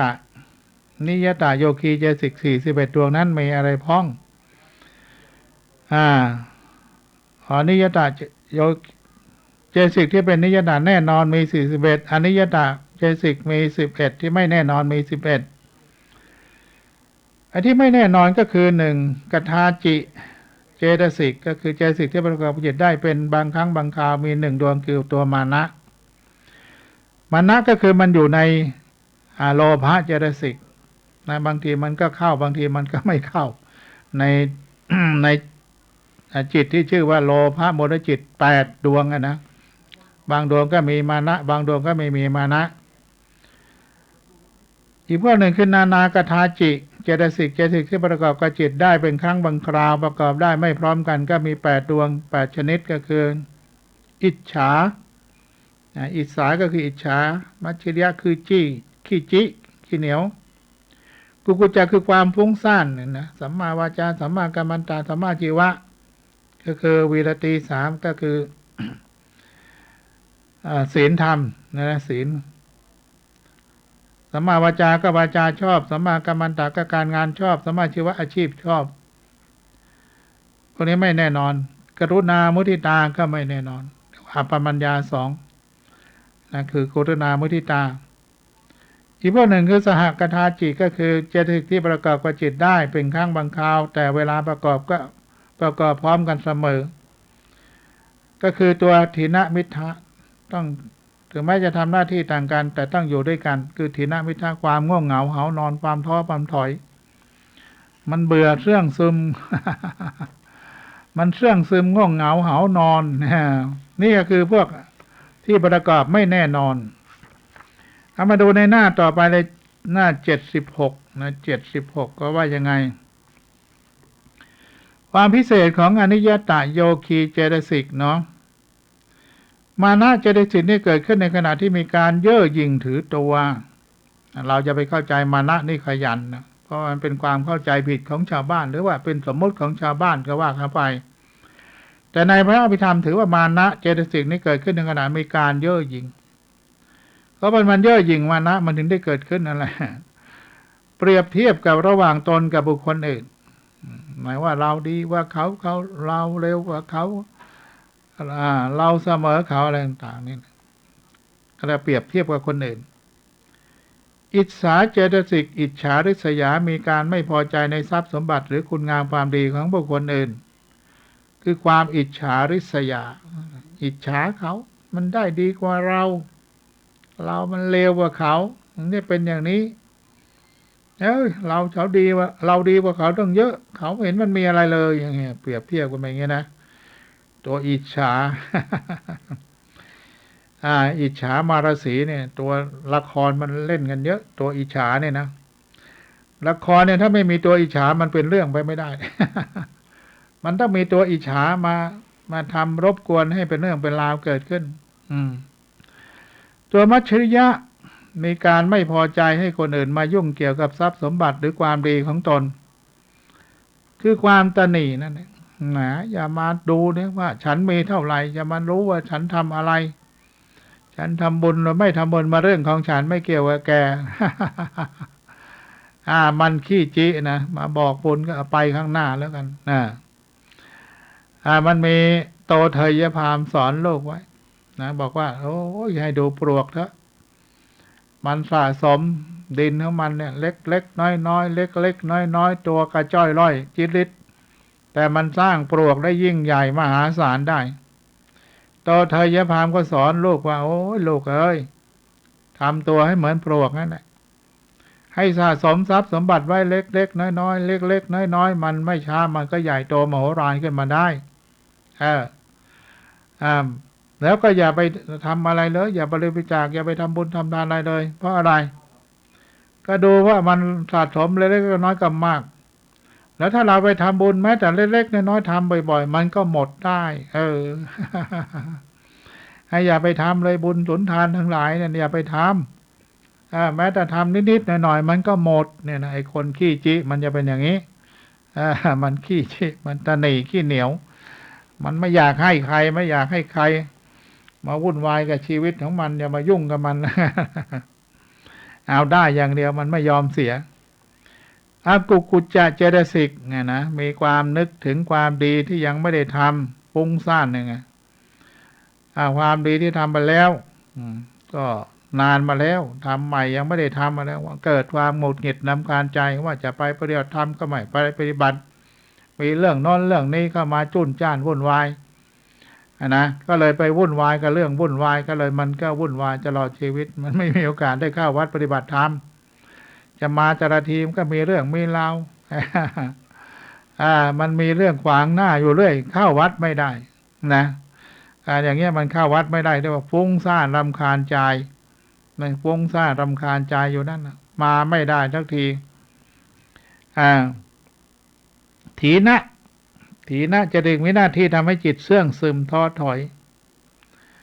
ที่มันน่าเบื่อหน่ายเมื่อนะมันเบื่อหน่ายมันโอ้ยมันท้อถอยท้อแท้อยู่เรื่อยที่เราถีนะตัวนี้มันทำอะไรก็เหนื่อยอกเหนื่อยใจมีปัญหาอุปสรรคขวางกั้นไปเรื่อยถ้าจิตใจแล้วมันเกิดเสื่องซึมแล้วมันท้อถอยแน่นอนถอยดีกว่าไอ้เสือ อย่าไปยุ่งกับมันเลยถอยดีกว่าอย่างเงี้ยนะเสื่องซึมท้อถอยมิทธะมีหน้าที่ทำให้เจตสิกเกิดขึ้นพร้อมกันเสื่องซึมท้อถอยจากอารมณ์ที่เป็นบุญเป็นกุศลคือมันถอยจากบุญนะไม่ใช่ถอยจากอะไรหรอกอารมณ์มันบอกไม่ไหวนะไม่ทำแล้วไม่อยากไปยุ่งกับเขาเลยชาตินี้เรามีบุญแค่นี้พอแล้วไม่ต้องไปทำมากกว่านี้อีกแล้วเนี่ยนะถอยจากคุณงามความดีเนาะจากบุญจากกุศลหมดอารมณ์ที่จะบุญเขาอธิบายแต่ละตัวให้รู้จักว่าอนิยตาเจตสิกที่มากับไม่แน่นอนมันมีอะไรพ้องอธิบายต่อมาก็มีสัมมาวาจาจะถึงมีหน้าที่งดเว้นยาวิจีสุจริตสี่ที่ไม่เกี่ยวกับอาชีพก็คือไม่พูดเท็จไม่พูดส่อเสียดไม่พูดเพ้อเจ้อไม่พูดหยาบคายไม่เกี่ยวกับอาชีพก็ได้บอกแล้วครับสำหรับคนประพฤติวัดปฏิบัติธรรมเท่านั้นสัมมากัมมันตะก็หน้าที่งดเว้นจากทุจริตสามทุจริตสามเกินไม่ฆ่าสัตว์ไม่ลักทรัพย์ไม่ประพฤติผิดในกามก็ไม่เกี่ยวกับอาชีพหมายว่าสำหรับนักปฏิบัติธรรมเท่านั้นสัมมาชีวะเจตสิกมีหน้าที่งดเว้นจากกายทุจริตสามวจีทุจริตสี่ที่เกี่ยวกับอาชีพไม่เกี่ยวกับอาชีพไปเกี่ยวกับอาชีพจริงแล้วพวกนี้พวกนักปฏิบัติธรรมทั้งนั้นนะก็จริงๆคนที่มาปฏิบัติธรรมเขาก็ไม่พูดเท็จไม่พูดส่อเสียดไม่พูดเพ้อเจ้อไม่พูดหยาบคายคือไม่ต้องมาพูดกันดีที่สุดพูดออกมามันจะไม่ตรงกับความเป็นจริงก็ได้กลายเป็นพูดเท็จไปก็ได้นะเพราะฉะนั้นก็การงานที่ เราไม่ทำชั่วถ้าอยู่ในวัดในวาปฏิพุทธปฏิบัติธรรมแล้วมันไม่ทำชั่วอยู่แล้วนะสัมมาอาชีวะคือทั้งสองประการนะปฏิบัติทั้งสองอย่างก็จึงเป็นอาชีพที่ถูกต้องนะ นี่การว่าการุณาเนี่ย หมายว่ามีความเมตตาสงสารอยากให้สัตว์ทั้งหลายได้รับความทุกข์อยู่นั้นนะให้พ้นจากความเป็นทุกข์มีกรุณาอยากให้สัตว์ทั้งหลายได้พ้นจากความทุกข์กรุณานะหมายว่า เห็นเขาเป็นทุกข์ไงก็อยากให้เขาพ้นทุกข์คือกรุณามุทิตาก็พอยินดีหรือเขาได้รับความสุขแล้วก็พลอยสุขกับเขาไปด้วยนะพลอยสุขขึ้นชมยินดีปรีดาปราโมทย์กับเขาไปเพราะเขาได้ดี ส่วนเราไม่ค่อยได้ดี ก็ช่างมันต้องมุทิตาแบบจิตใจที่มันบริสุทธิ์ผุดผ่องด้วยนั้นอารมณ์ของมานะหรือว่าตัวที่ เย่อหยิ่งเนี่ยนะมานะเนี่ยมันมีสองประเภทในหน้า77มานะคือความถือตัวจำแนกเป็นประเภทใหญ่ได้สองประเภทคืออายาถาวะมานะความถือตัวที่ไม่เป็นไปตามความเป็นจริงสองยาถาวะนามะตามยึดความถือตัวที่เป็นไปตามความเป็นจริงความถือตัวที่ไม่เป็นไปตามความเป็นจริงความถือตัวที่เป็นไปตามความเป็นจริงความถือตัวทั้งสองอย่างนี้อาจจะแยกย่อยได้อีก9ประการก็คือมานะมี9อย่างเช่นตัวดีกว่าเขาสำคัญว่าตัวดีกว่าเขาตัวดีกว่าเขาสำคัญว่าตัวเสมอเขาตัวดีกว่าเขาสำคัญว่าตัวต่ำกว่าเขาตัวดีกว่าเขาสำคัญเสมอตัวว่าดีกว่าเขาตัวเสมอเขาสำคัญตัวว่าเสมอเขาตัวเสมอเขาก็สำคัญว่าต่ำกว่าเขาตัวต่ำกว่าเขาก็สำคัญว่าตัวดีกว่าเขาตัวต่ำกว่าเขาสำคัญตัวว่าเสมอเขาตัวต่ำกว่าเขาสำคัญว่าดีกว่าเขานะมันก็สลับซับกันไปอย่างนี้สลับซับซ้อนกันไปแต่ถามว่ามันเป็นอารมณ์ของตัวมานะโดยเฉพาะเพราะมันมีความเย่อหยิ่งมันก็พูดได้บ้างได้หมดเยาะเย้ยถากถางไปได้ เยาะเย้ยถากถางไปต่างๆนานาได้คนเราเนี่ยมันคือมองไม่เห็นธรรมะที่มันจะเกิดขึ้นนะมันก็มีมานะตัวนี้มานะนี่มันแรงมากนะความเย่อหยิ่งคือไม่คิดว่าเลวกว่าเขามันก็เย่อหยิ่งให้ความเย่อหยิ่งเราคิดว่าเขาต้องนี้ฉันแน่ฉันดีกว่าเขาแต่นี่ว่าเฮ้ยฉันเลวฉันไม่มีอะไรดีไม่ต้องมายุ่งกับฉันก็เปรียบเทียบอีกนะเฮ้ยคุณดีคุณได้ดีไปแล้ว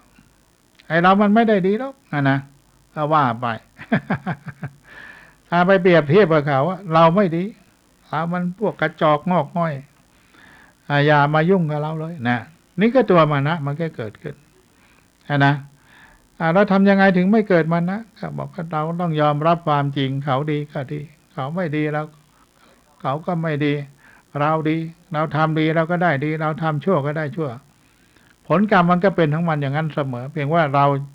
จะยอมรับความจริงต่างๆเหล่านี้หรือเปล่ายอมรับความเป็นไปของมันหรือเปล่าไอ้ตัวมานะนี่แหมเห็นคนได้รับมานะในสมัยพระศาสดาพระธรรมเจ้าในฉันนะนี่นะฉันนะเป็นผู้ที่นำม้าที่ไปพระบรมศาสดาพระธรรมเจ้าเนี่ยเป็นผู้รับใช้พระบรมศาสดาพระธรรมเจ้าพระเจ้าชายสิทธัตถะมาก่อน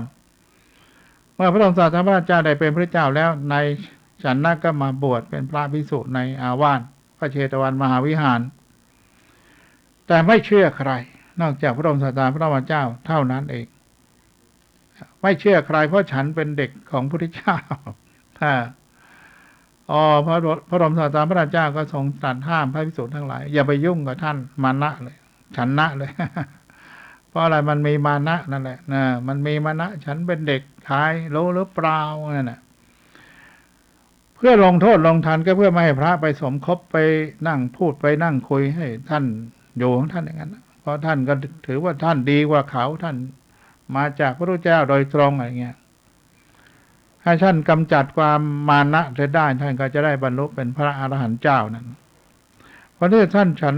นะในท่านก็กำจัดไอ้ตัวมานะเนี่ยจะได้นะเย่อหยิ่งจองหองพองคนเนี่ยเอาออกไปจากจิตจากใจก็ได้เป็นสำเร็จเป็นพระอรหันต์ได้ในที่สุดเนี่ยนะถ้าหลังจากพระบรมศาสดาพระเจ้าปรินิพพานไปแล้ว ชนะจึงได้ตรัสรู้ธรรมเป็นพระสัมมาสัมพุทธเจ้าเป็นพระอรหันต์เจ้าอามาก็มึนไปเหมือนกันนะจัดรายการนานๆก็มึนไปมึนมาวันนี้เราก็ได้รู้เรื่องราวของพวกจิตเจตสิกต่างๆที่มันมีอารมณ์ต่างๆกันนักศึกษาหลายเปิดหนังสือเจตสิกปรมัตถ์ไปในหน้า78ก็อธิบายเรื่องอารมณ์ของอิจฉาริษยาเนาะกับมัจฉริยะก็คือขี้จิขี้เหนียว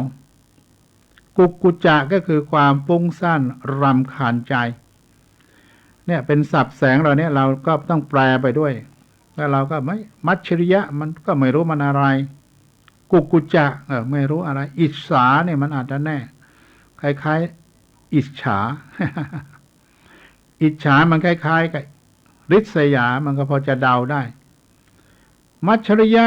มันก็ฟังบางทีมันก็จำไม่ได้มั่งได้มั่งไม่ได้มั่งก็เลยมันคืออะไรก็คือความขี้จี้ความขี้เหนียวของมนุษย์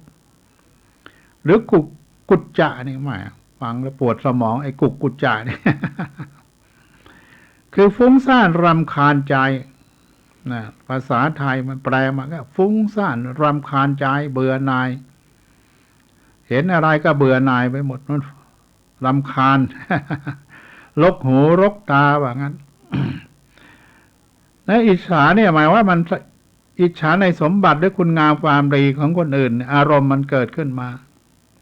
เห็นคนอื่นได้ดีแล้วมันทนไม่ค่อยจะได้มันมีอะไรมันได้ดีเอาได้ดีเอานะก็ว่าเขาในทางเสียหายนะมันชอบไปนั่นอย่างนั้นเขามานี่อย่างนี้เขาผลงานไม่เคยมีนะ มันแผลบเมื่อไรนั่นนะมันถึงได้ดีนะว่าเขาไปเรื่อยความอิจฉาริษยานี่มันตัวสำคัญนะมันเป็นอะไรเป็นอารมณ์ภายนอกมันเกิดขึ้น ด้วยความอิจฉาริษยาเพราะมองเห็นพอได้ยินเสียงโอ้ยเสียงมันดีหรือเกินเสียงเรามันทำไมไม่ดีก็อิจฉาก็อีกนะได้จมูกได้กลิ่นนะไม่กลิ่นมันหอมหรือเกินของเรามันเหม็น ก็อิจฉาก็อีก ถ้ามันไม่เหมือนเรานะรสชาติมันดีกว่าเราของเรามันไม่ดีเลยเนี่ยก็ได้เปรียบเทียบแล้วอิจฉาก็อีกสัมผัสแต่สิ่งที่อบอุ่นของเราเนี่ยนะของเขาดับหลับแต่สิ่งที่มันอบอุ่นไม่ว่าหนาวหรือร้อนหรือเย็นแต่เราเนี่ยมันได้รับแต่ร้อนมั่งหนาวมั่งฝนมั่งไม่สามารถจะปรับให้มันได้ตามอุณหภูมิ ก็อิจฉาเขาเพราะเขาอยู่อย่างสบายห้องแอร์คอนดิชันก็ปรับเย็นความร้อนได้ความมันหนาวก็ปรับได้มันร้อนไปก็ปรับได้เขาอยู่สุขสบายอากาศที่มันพอดีอย่างนี้ก็เรียกว่ามันอิจฉาเขาภายนอกนะอารมณ์ภายนอกมันอิจฉาเขาเรียกว่าหิทธารมณ์ทีนี้มาถึงคำว่ามัจฉริยะขี้จิตนีขี้จิขี้เหนียวก็มัจฉริยะในอะไรในทรัพย์สมบัติหรือคุณงามความดีของคนอื่นตนีทีเหนียวนะในของตนเนี่ยนะตนีทีเหนียวของตนขี้จิของตนไม่อยากให้ใครมาบอกบุญก็ไปข้างหน้าก่อนใครมาบิณฑบาตหน้าบ้านก็บอกไปข้างหน้าก่อนก็ไม่อยากจะสูญเสียทรัพย์สมบัติ หรือว่าคุณงามความดีของตนนี่ก็ไม่อยากจะบอกใครฉันไปทำดีทำอะไรมาไม่บอกกล่าวให้ใครรู้ฉันรู้ของฉันเองเนี่ยก็เรียกมันเกิดขึ้นจากอารมณ์ภายในไอ้ความขี้จิขี้เหนียวนี่นะตนีทีเหนียวเนี่ยมันเกิดจากอารมณ์ภายในที่มันเกิดขึ้นเพราะมันมีความปรารถนาไม่อยากให้ทรัพย์สมบัติมันหมดไปไม่อยากให้คุณงามความดีของเราหมดไปอารมณ์พวกนี้มันอารมณ์มันเรียกว่าอัจฉตารมณ์อารมณ์เกิดขึ้นภายนอกเกิดจากตาหูจมูกลิ้นกายใจมันได้สัมผัสมันเกิดขึ้นภายนอกมันไม่ได้เกิดขึ้นภายในนะความ เรื่องราวทั้งหลายเมื่อเกิดจากตาหูจมูกลิ้นกายใจได้สัมผัสก็จึงมาความคิดปรุงแต่งขึ้นมานั่นแหละนี่ความว่ากุกกุจจานี่ความว่ามันฟุ้งซ่านรำคาญใจมันเป็นยังไงมัจฉริยะมันก็มีเหมือนได้อธิบายไปเขาก่อนเนี่ยยังไม่จบนะเพราะว่ามีลูกศรพุ่งลงมาข้างล่างมัจฉริยะมี5 อย่างก่อนที่จะไปกุกกุจจะ ความขี้จิความขี้เหนียวมันมี5 อย่างด้วยกันมันเหนียวอะไรมั่ง1อาวาสมัจฉริยะกรณีที่อยู่อาศัยหวงอาวาสไม่อยากให้ใครมาอยู่วัดของฉันเนี่ยมันไม่อยากจะให้คนนั้นมานี่คนนี้มาวุ่นวายฉันดูแลเองของฉันได้เจ้าอาวาสมาอยู่มากก็วุ่นวายมากไม่เอาอยู่แค่นี้นะพอแล้วนะไม่ได้หวงแหนที่อยู่ เห็นเจอหลายที่เหมือนกันบางที่ก็อยู่กรุงเทพมหานครเนี่ยที่เก็บของมีแต่ที่ให้พระอยู่ไม่มีเอากุฏิพระมันที่ให้พระอยู่ก็ไปที่เก็บข้าวเก็บของเต็มไปหมดพลุงพลังของเก็บไว้ของเก่าโบราณเก็บไว้ทุกเจ้าพระเนรจะอาศัยอยู่ได้10 องค์5 องค์ก็ไม่ได้เต็มไปหมดแล้วว่างั้น อยู่ไม่ได้ไม่มีที่ว่างก็นึกว่ามีพระอยู่เต็มไม่แล้วมีของเต็ม อันนี้มาเจอมาเหมือนกัน ของมันเต็มกุฏิมันเลยไม่มีที่ว่างให้ท่านมานอนลำบากเหมือนกันเนี่ยนี่ว่าหวงแหนที่อยู่อาวาสเจ้าอาวาสโดยมากก็หวงเหมือนกัน ไม่อยากให้ใครไปอยู่มันเบื่อมันเบื่อหน่ายมาอยู่แล้ววุ่นวาย ก็มีนะมันก็มีเหมือนกัน2กุลมัจฉริยะคือตนีตระกูลหวงตระกูลถ้าเป็นทุเจ้าเขาเรียกว่าหวงยอมอุปถากนิยมอุปถากฉันมาไม่ต้องไปบิณฑบาตของเขาหรอกไม่ต้องไปรับอะไรเขาไม่ต้องไปว่าอะไรเขาไม่ต้องไปยุ่งกับเขาเพราะเป็นยอมอุปถากของผมเองท่านไม่ต้องไปยุ่งกับเขานั่นแหละหวงไว้อีกนะ กลัวคนอื่นเขาจะไปพูดอย่างนั้นพูดอย่างนี้เดี๋ยวเราก็เลยอดนี่เขาไปเปลี่ยนไปอุปถากคนอื่นได้อีกนะเขารู้ความจริงว่าท่านองค์นี้มันไม่ได้เรื่องหวงเหลือเกินเขาก็เลยไปหาคนอื่นก็ได้นี่นะหวงตระกูลเนี่ยมัจฉิยะมันขี้จิถึงขนาดนั้น3ลาภมัจฉริยะห่วงลาภสักการะโอ้นี่ใหญ่เรื่องใหญ่ตีกันวุ่นวาย ด่ากันหน้าดูพระก็มีหน้าที่ต้องจัดพระไปกิจเนี่ยมนต์งานนั้นงานนี้งานนั้นนะโดยมากก็ไม่ค่อยอยากเอาใครไปฉันต้องไปเองคนจัดนะพระนั่นไม่ต้องเอาไปเอาพระพวกเราเนี่ยไปนี่ก็เรียกว่ามีส่วนแบ่งที่มันไม่เป็นธรรมพระเขาก็อยากไปองค์นั้นก็อยากไปองค์นี้ก็อยากไปแต่พวกไม่ให้ไปหรอกเพราะไม่ใช่พวกฉันไม่ให้ไปอันนี้เรียกว่าตนีลาภสักการะหวงแหนเอาไว้ไม่ให้ใคร4วรรณมัจฉริยะตนีวรรณะผิวพรรณความงามความดีชาติชนชั้นยศตำแหน่งว่าขี้เหนียวเอาไว้ก่อนนะอย่าเพิ่งให้เข้าไปเลยเก็บเอาไว้ก่อน มันยังดีอยู่ยังใหม่อยู่ถ้ามันพังแล้วมันเสียแล้วก็ค่อยยกให้คนอื่นเข้าไปมันยังดีอยู่ก็เก็บไว้ก่อนนะเนี่ยเป็นตัวมากมันเป็นอย่างนี้5ธรรมะมัจฉริยะตนีในธรรมะวิชาความรู้ก็ไม่เอาไม่ให้ใคร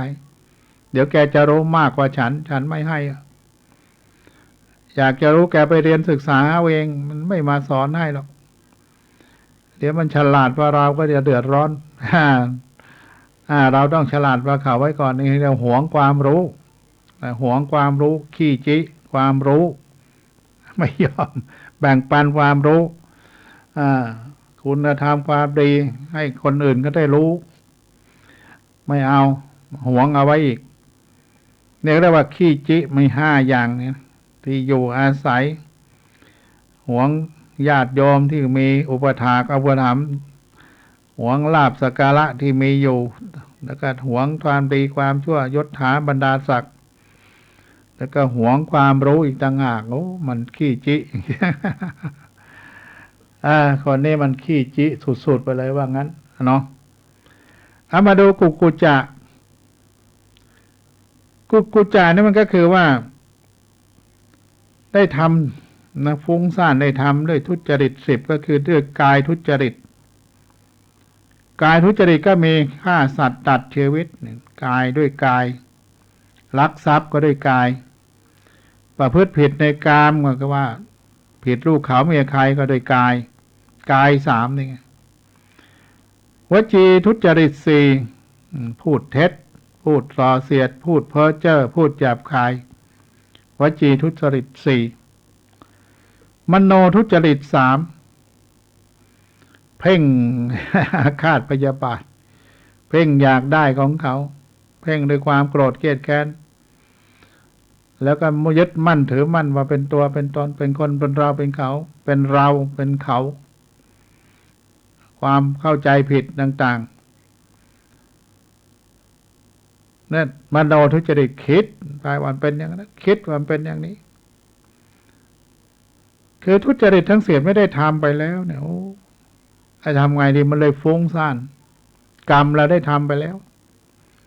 แล้วใครเขาจะได้ ให้เราไปท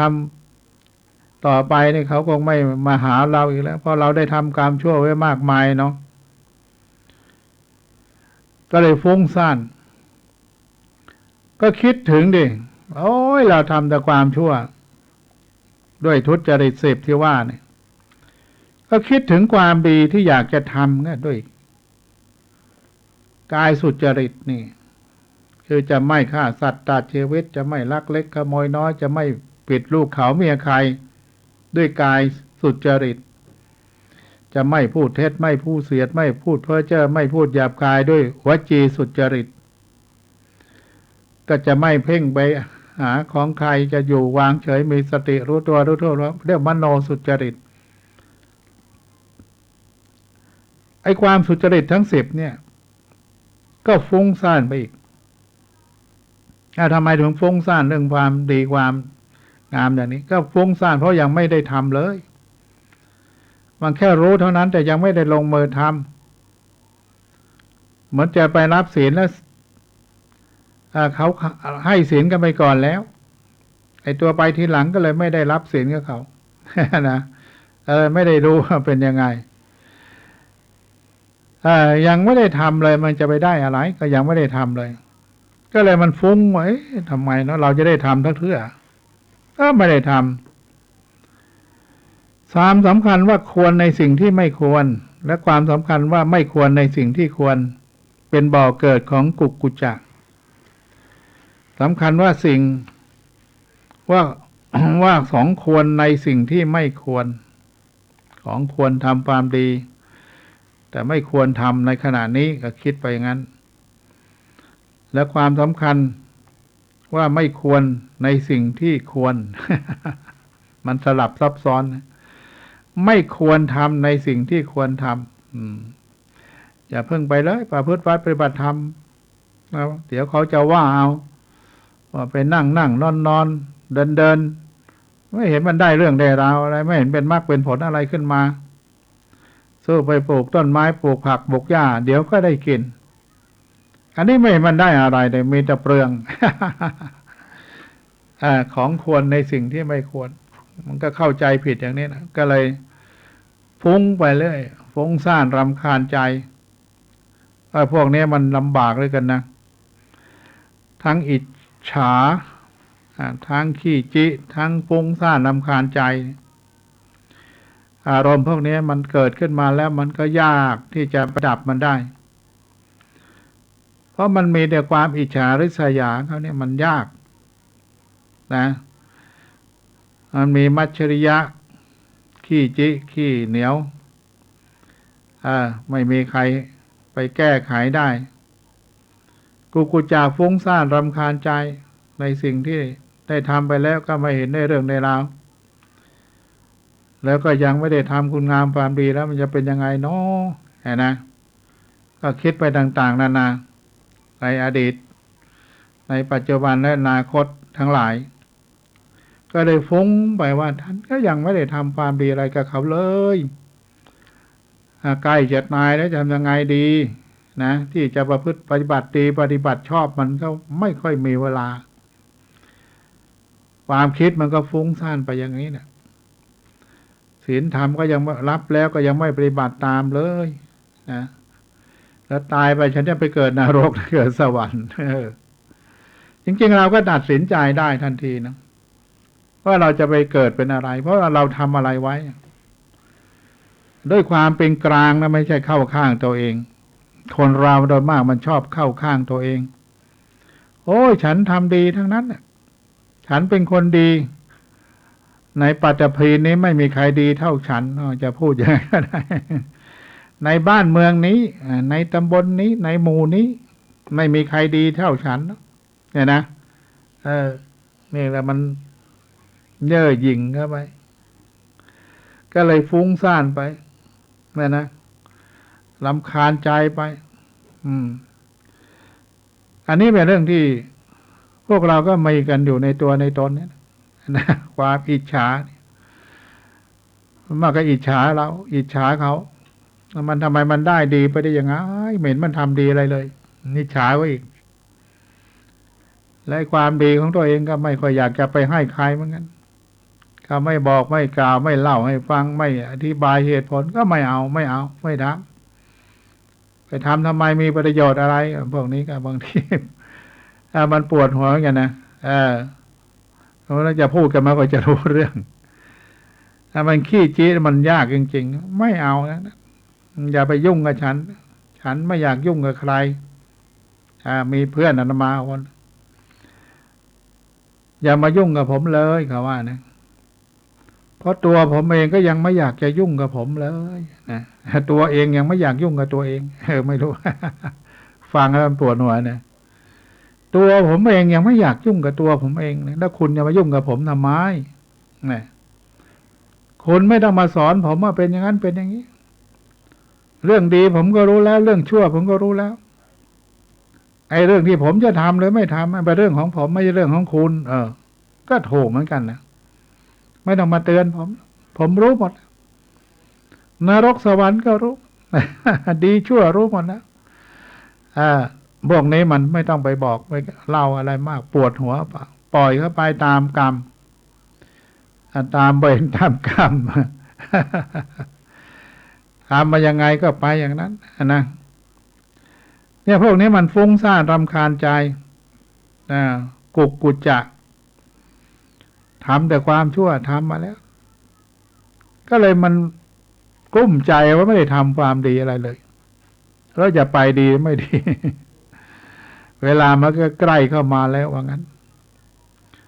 เราจะไปไหนกันเนี่ยใครจะนำทางไปสู่สวรรค์ได้น้อว่ามันไม่มีใครนำทางไปสู่สวรรค์ได้นะมันอยู่ที่ตัวเราสร้างกรรมอะไรไว้มันผลมันก็แสดงออกมาเองจะไปสุขคติหรือไปทุกขคติมันอยู่ที่ตัวเราก็ตัดสินได้แล้วนี่มันเลือกได้อยู่เนี่ยเลือกยังไงก็เลือกทำความดีทำดีเป็นอาจินตายเมื่อไหร่ก็เราก็ถือว่าเราเป็นคนดีมีศีลธรรมไว้ก่อนนะเอาแค่เป็นคนดีมีศีลธรรมไว้ก่อนมันก็ให้ทำเป็นอาจินนะอาจินกรรมต้องทำเป็นประจำไม่ใช่ทำแล้วทิ้งเรื่อยเปื่อยมันก็เลยไม่ได้ผลของบุญกุศลที่เราจะควรจะได้ก็ถ้าเราทำดีไว้เนี่ยมันยังไงก็มั่นใจในคุณงามความดีไม่ต้องไปฟุ้งซ่านรำคาญใจกุจจะเพราะยังไม่ได้ทำความดีเลยว่าจะทำแล้วไม่ได้ทำเนี่ยพวกนี้ก็ฟุ้งไปเลยมันยากจริงๆว่าจะเข้าวัดปฏิบัติธรรมได้มันไม่ใช่เรื่องง่ายๆคนเราเนี่ยก็เรียกว่าไม่มีทุกข์ก็ไม่มีธรรมมาลูกหลานเหลนไม่ทำมาบวชเป็นตัวเจ้าพระเนรก็ไม่กล้ามาอยู่วัดเพราะไม่รู้จักใครว่างั้นพอได้ลูกหลานเหลนเข้ามาบวชก็เลยเป็นญาติของพระเลยได้มาหน่อยอันนี้เป็นเรื่องที่เราจะต้องเข้าใจในความเป็นจริงนะในสัจธรรมที่มันเป็นจริงทั้งมันอย่างนั้นเราก็มีสิทธิ์ที่เรา ที่จะละเลิกไอ้พวกเราเนี้ย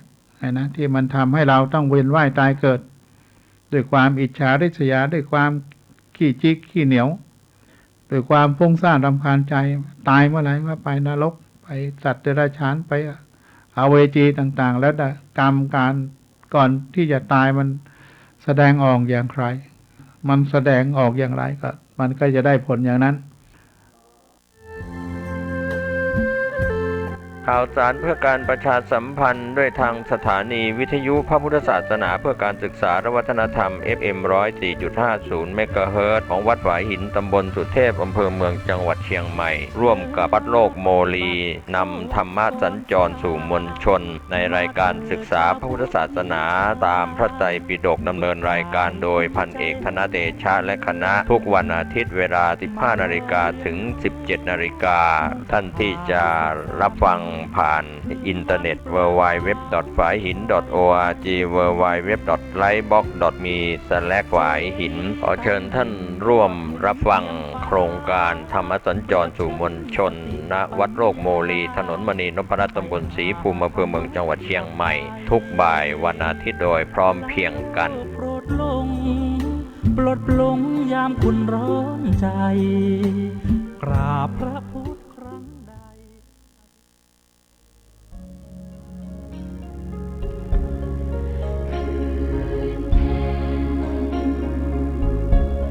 พระจันทร์ลอยเด่นจ้าจ้า มหากุศลครั้งยิ่งใหญ่กำลังจะเกิดขึ้นแห่มเตื้อกับงานวันมาฆบูชาวันที่22กุมภาพันธ์พุทธศักราช2559พิธีเททองหล่อองค์พระหลวงพ่อใหญ่ชัยมงคลหน้าตักกว้าง29 นิ้ว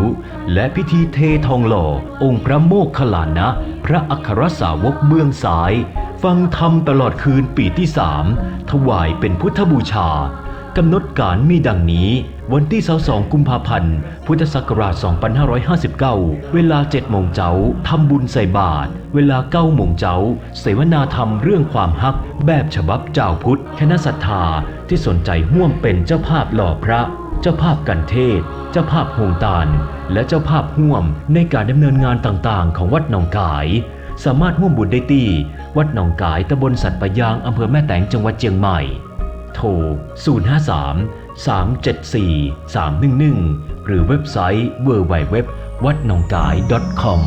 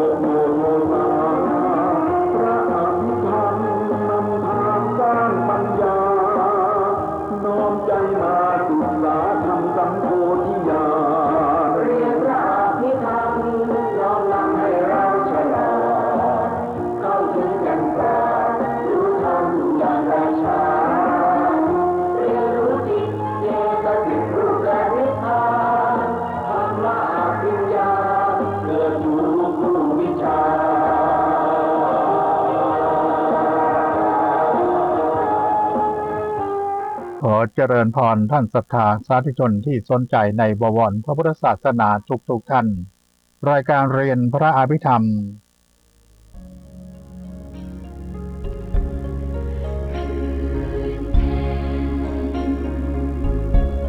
พระจันทร์ลอยเด่นจ้าจ้า มหากุศ